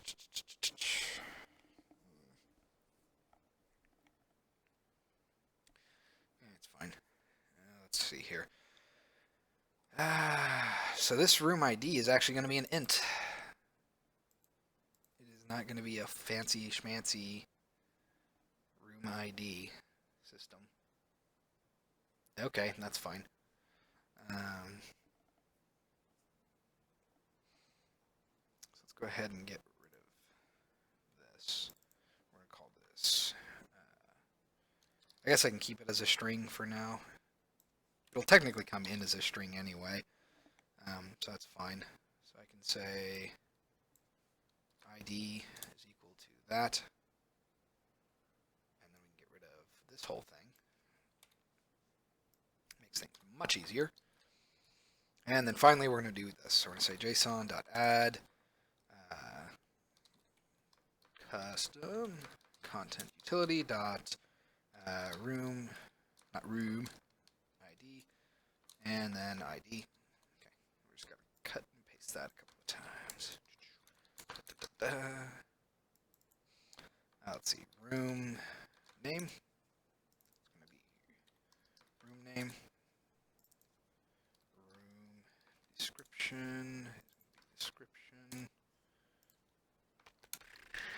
Okay, so that's the easy stuff. The next things we're going to be a little bit more awkward, because we're going to need to say JSON array exits JSON equals JSON array objects JSON equals new JSON array JSON array items JSON equals new JSON array blah blah blah. And we're just going to say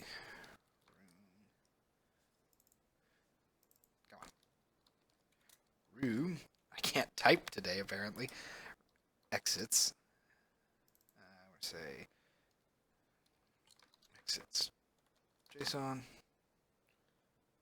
was wondering why I was doing that.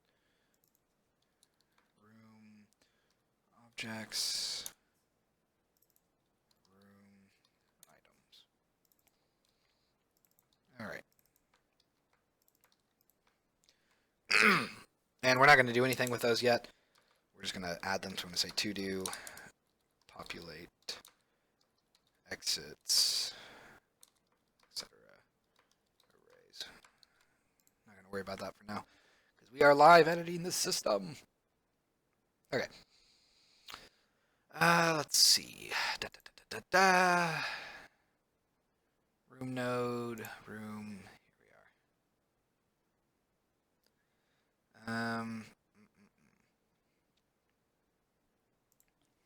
Do I have date time extensions now? Good, I do. Actually, hold on. Dot.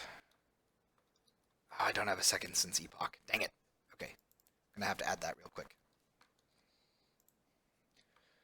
So we're gonna say date time extensions. Haha.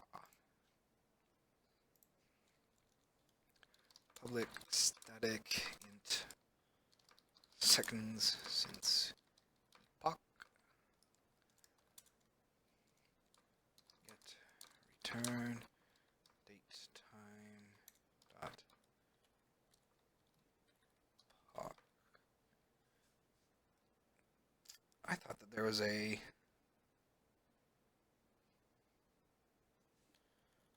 second. Really? Date time dot max value now parse specify kind try parse UTC. I could have sworn that there was a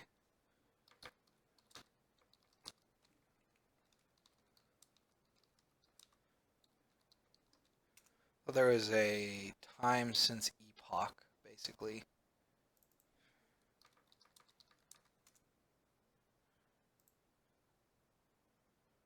I guess we don't have that off the. Maybe it's just not built in. I could have sworn that it was. I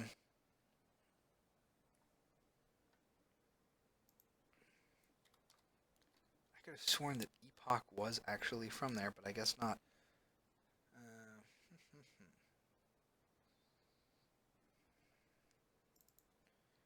UTC from.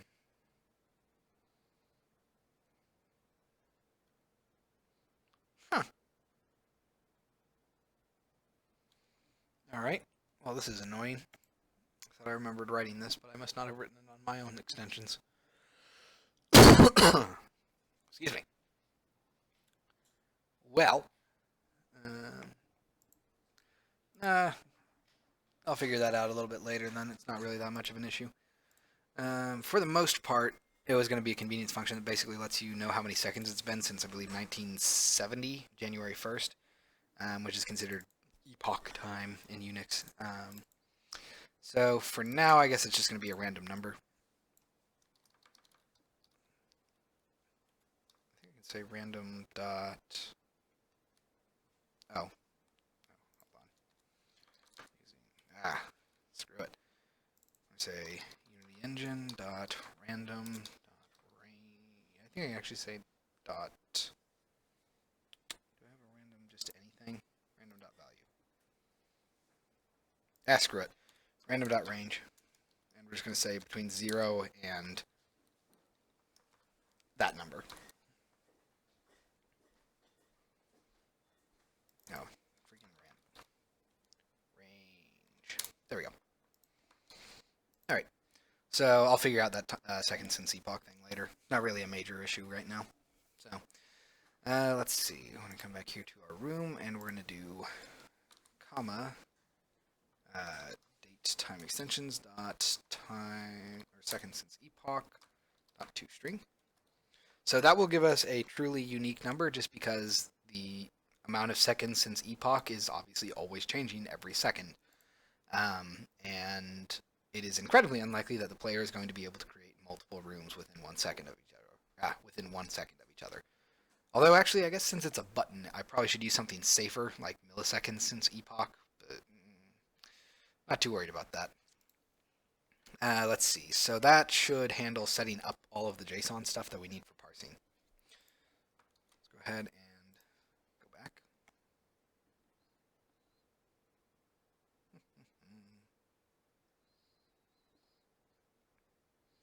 And let's see here.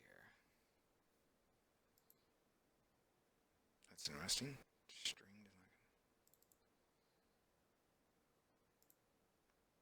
Ah.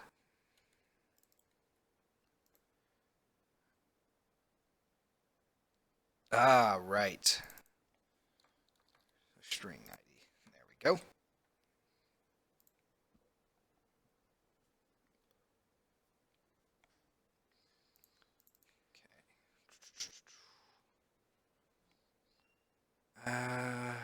Da, da, da. Oh, and actually this is going to say name. And I think that's all I need to do. Yes. Okay.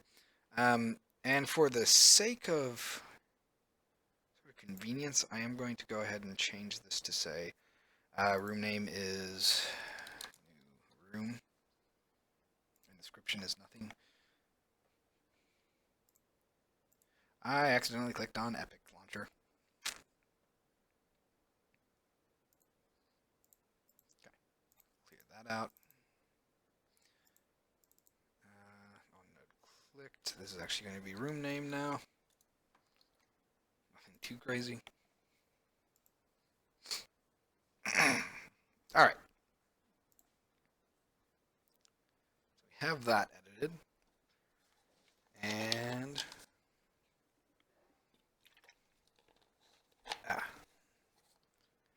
now we should be able to actually start scripting the exit stuff. Oh my god. One of these days I'm actually going to get it back to the point where we can click on things. It's just a lot of scripting to actually get there.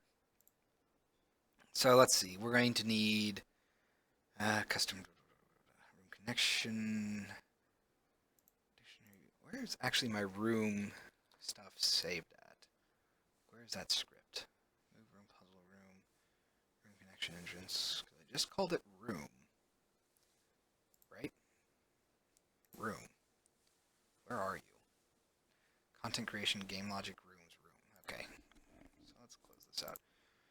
Content creation. Oh, I bet it's up here, separate from everything else, because of course it is. Seriously. Screw it. I should have a script just called room. But I don't. Okay, fine. Room entrance. It's probably with this stuff. Here it is. Alright. So room exit probably needs to be renamed to room entrance probably needs to be renamed to room exit, but aside from that, let's see. I am going to add. This is the logic. I guess it probably actually would be back here with the other stuff. So we're going to say create room. See, I don't want to call it room exit because that's already going to be taken. Room exit. I want to say component.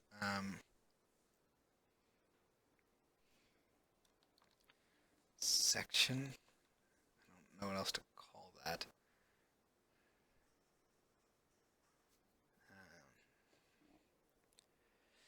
Ugh. It's not really a good way of doing this.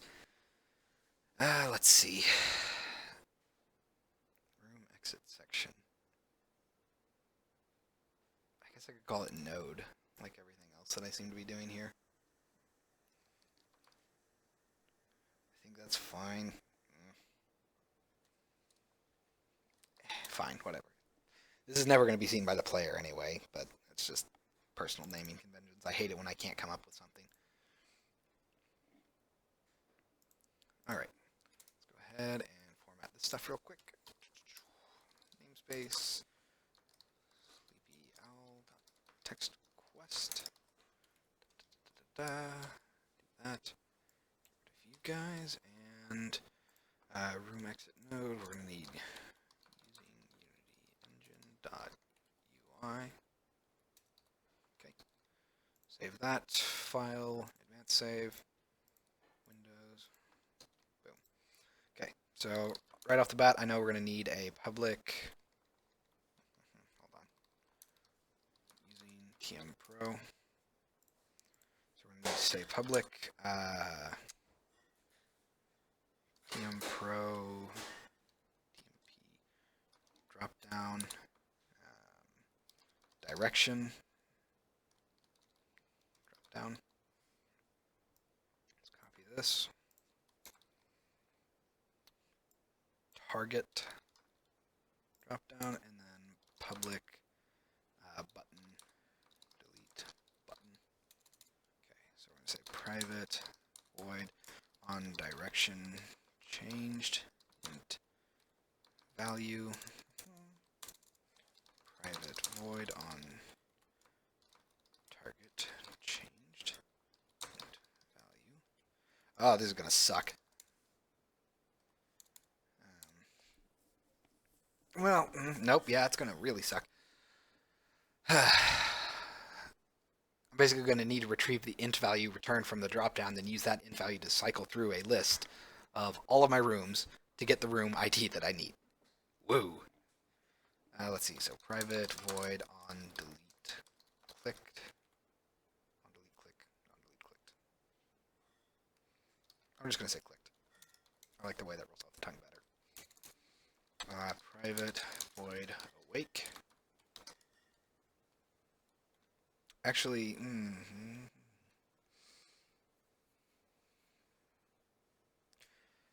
oh dear. Let me think. Yeah, it's fine if I put that in awake, I think. Awake. Only needs to happen once. So we're going to say direction dropdown dot on value change dot add listener. It isn't. So on direction changed. Target dropdown dot on value change dot add listener on target changed, and then delete button dot on click dot add listener on delete clicked. Okay. So what's really gonna suck here is that I basically need to send events out whenever these things change.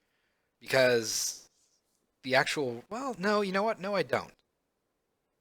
No, I don't. I think I can, well, I mean, I probably do need to, but nothing too crazy.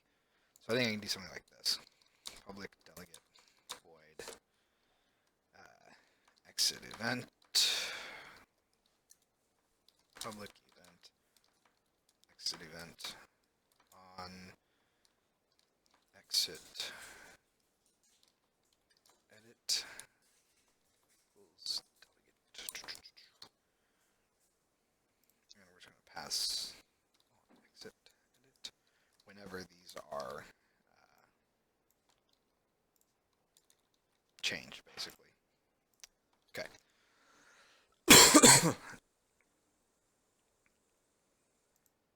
I probably actually will also have a delete event here.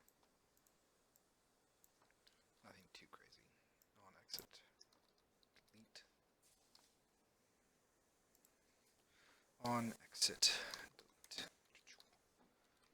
Okay. So the next thing we're going to want to do is say private direction changed. This is going to suck. I guess before we do that, we'll do public void from JSON. We're going to come up here and use sleepyowl.common. Using sleepyowl.common.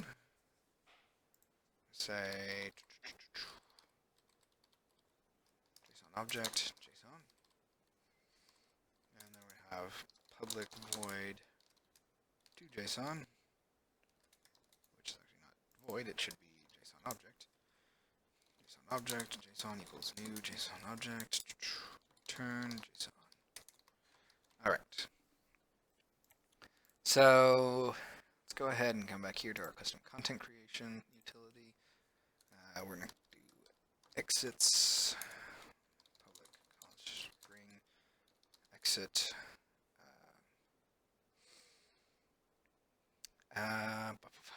direction equals that, direction. Now the reason I'm defining these here is so that I do not have to constantly define multiple strings everywhere else. I can just have them all in one class with all these strings, then I can just reference this class. That way if I ever need to change it later on, it's in one spot and I can just change it, it'll propagate. So let's see, exit target, and that's actually it, just those two things. Okay, so here we're going to say from JSON, direction drop down, target drop down. Okay. And custom game. Is this an instance? It is not, unfortunately. Super great. I need some way of retrieving specific values from the custom game.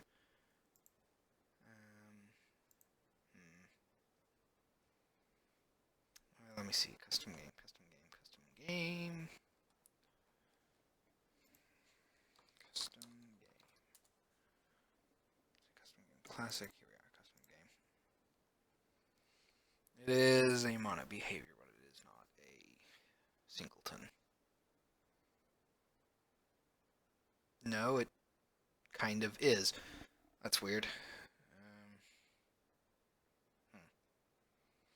It's probably best that I don't actually get into this. I think it's kind of not set up properly yet.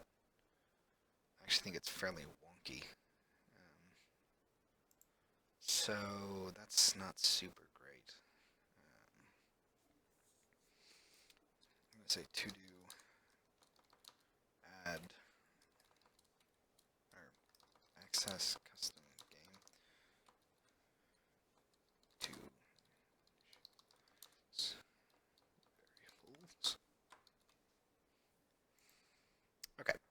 And we're kind of going to have to do the same thing from JSON, or for to JSON. Dang it.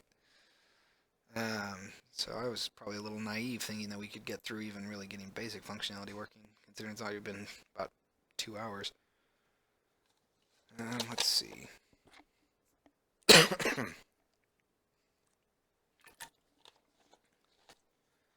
All right. Let's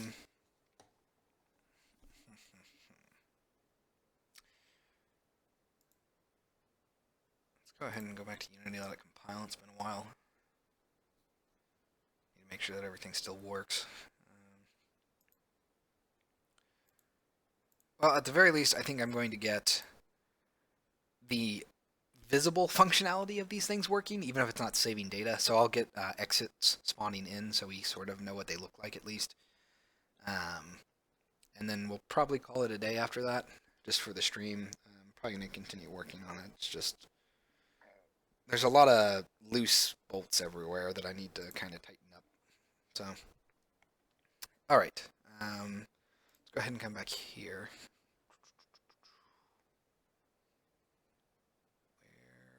Where are you? Did you get shoved off to the side? Hold on. Let's come over here to our custom room script. I'll move somewhere weird. Okay, so we're going to say, after this, public room exit node, exit prefab. We're going to come up here, we're going to say using system.collections.generic,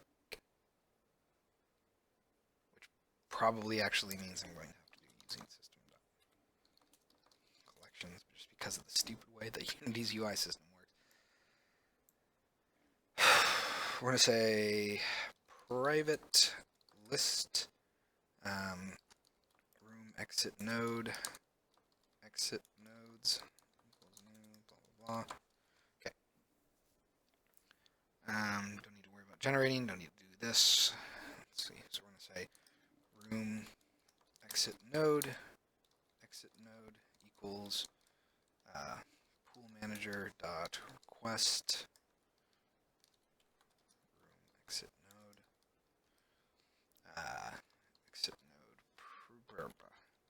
what do they call it? Exit prefab, and then exit grid. Okay. Exit node dot on exit edit. Say null for now. And we're just going to say private void on exit edit. Probably should call just autosave. Private void on exit delete. That is probably actually going to have to pass an exit node. Otherwise, it kind of could get weird. So I'm probably going to have to come back here and say,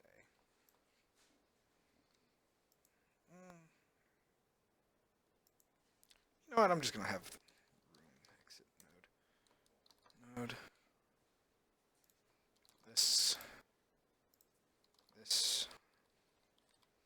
This. Okay. And come back here. And we're going to say room exit node. Copy that, paste that there. On exit edit.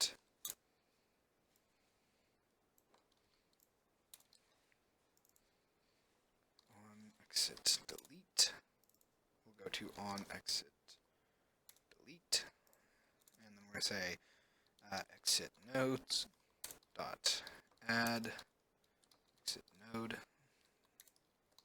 Okay. That probably is all we really need to do as far as that goes. We will call autosave here, and we will say exit nodes dot remove node dot, and we'll just copy this. Just node minus, and then node dot, pool manager dot recycle node dot game object. Okay, so that should handle that. We might actually be able to add and delete them currently, just with that code alone. But we won't really be able to change anything, like there will be no data saved. Okay. So let's go ahead and come over here once it compiles.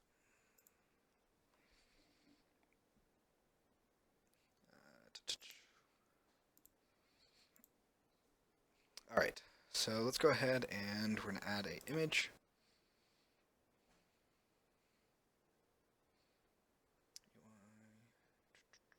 Image. Let's make it solid.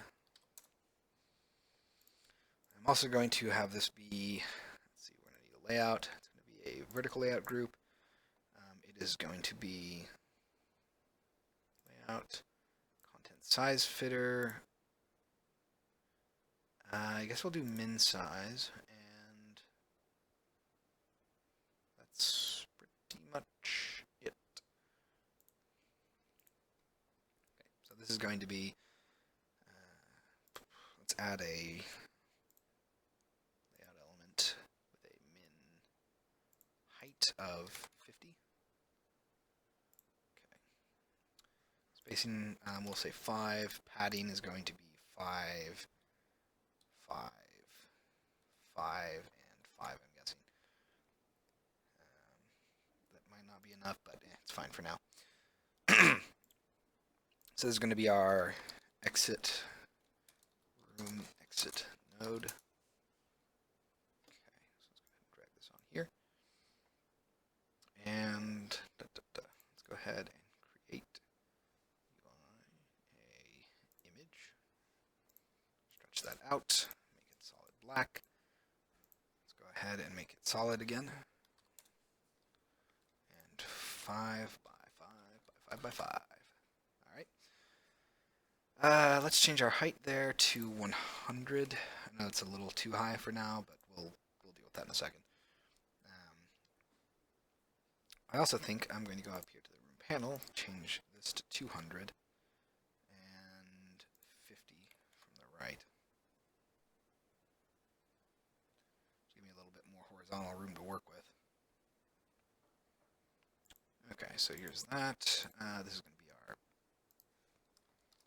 background. Okay. And from here, we're going to have a TextMesh Pro drop down, which is going to be, I think, half. Well, no, this is probably actually 0.4 is probably fine. This is the direction. Direction drop down. Let's go ahead and 0.2. And for now, it's going to be fairly basic. I'm just going to say like up, down. Actually, no. Let's do north. North. I can't type. North, south, east, and west. I think that'll be enough for now. Okay. Let's go ahead and change our label. So that's using 8-bit font. We'll bump this up to 1824. Looks fine.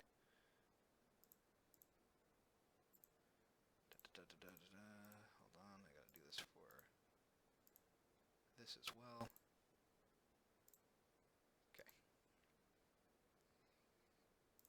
Okay. I think that's probably good for the direction. Go ahead and duplicate that. We will call it target drop down. Target drop down. And it is going to be from 0.4 to 0.8. Okay. 1, 1, 1, 1. 0. Ugh, hate that. For now, I'm just gonna do like room 1, 0, 1, 0, 2, 0, 3, and we'll delete this one. Okay, nothing crazy there. Let's go ahead and change our height back to, I'm guessing 75, 60. That looks good. Okay, let's go ahead and come back here now, and we're gonna say UI. Button. Let's delete that. Right click UI. Pro text. Rename this to be label. Negative. 5 by 5 by 5 by 5. To our 8-bit font. Button. And here we go. So, red. Bright red. Darker red. And disable is fine. 0.2. Anchor 0.8. Get away with like 0.9. I believe I can. Okay. Well, 0.85. I'm just gonna tweak this till it gets to be like square-ish. 0.875, I'm guessing. Okay, so let's change our change our direction drop down to be 0.35 and our other 0.35 and 0.875. Mostly because the room is going to be the label that needs the largest amount of space to breathe, I think. And everything else is kind of fitting where it should go. Okay. So that's our node. Let's go ahead and assign our values. So there's direction, target, and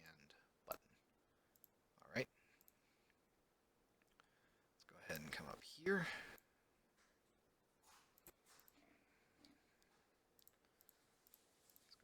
That, and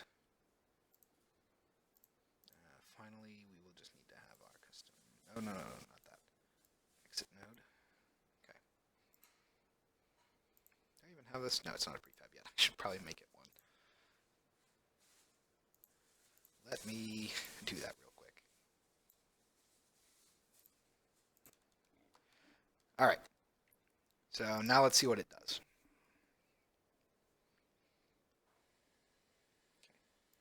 Add effect.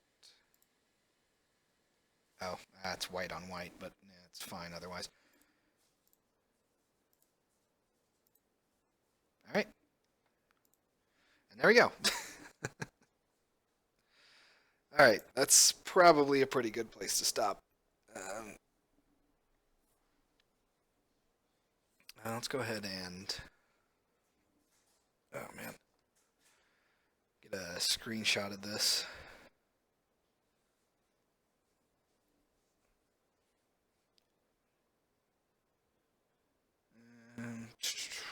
Screenshot.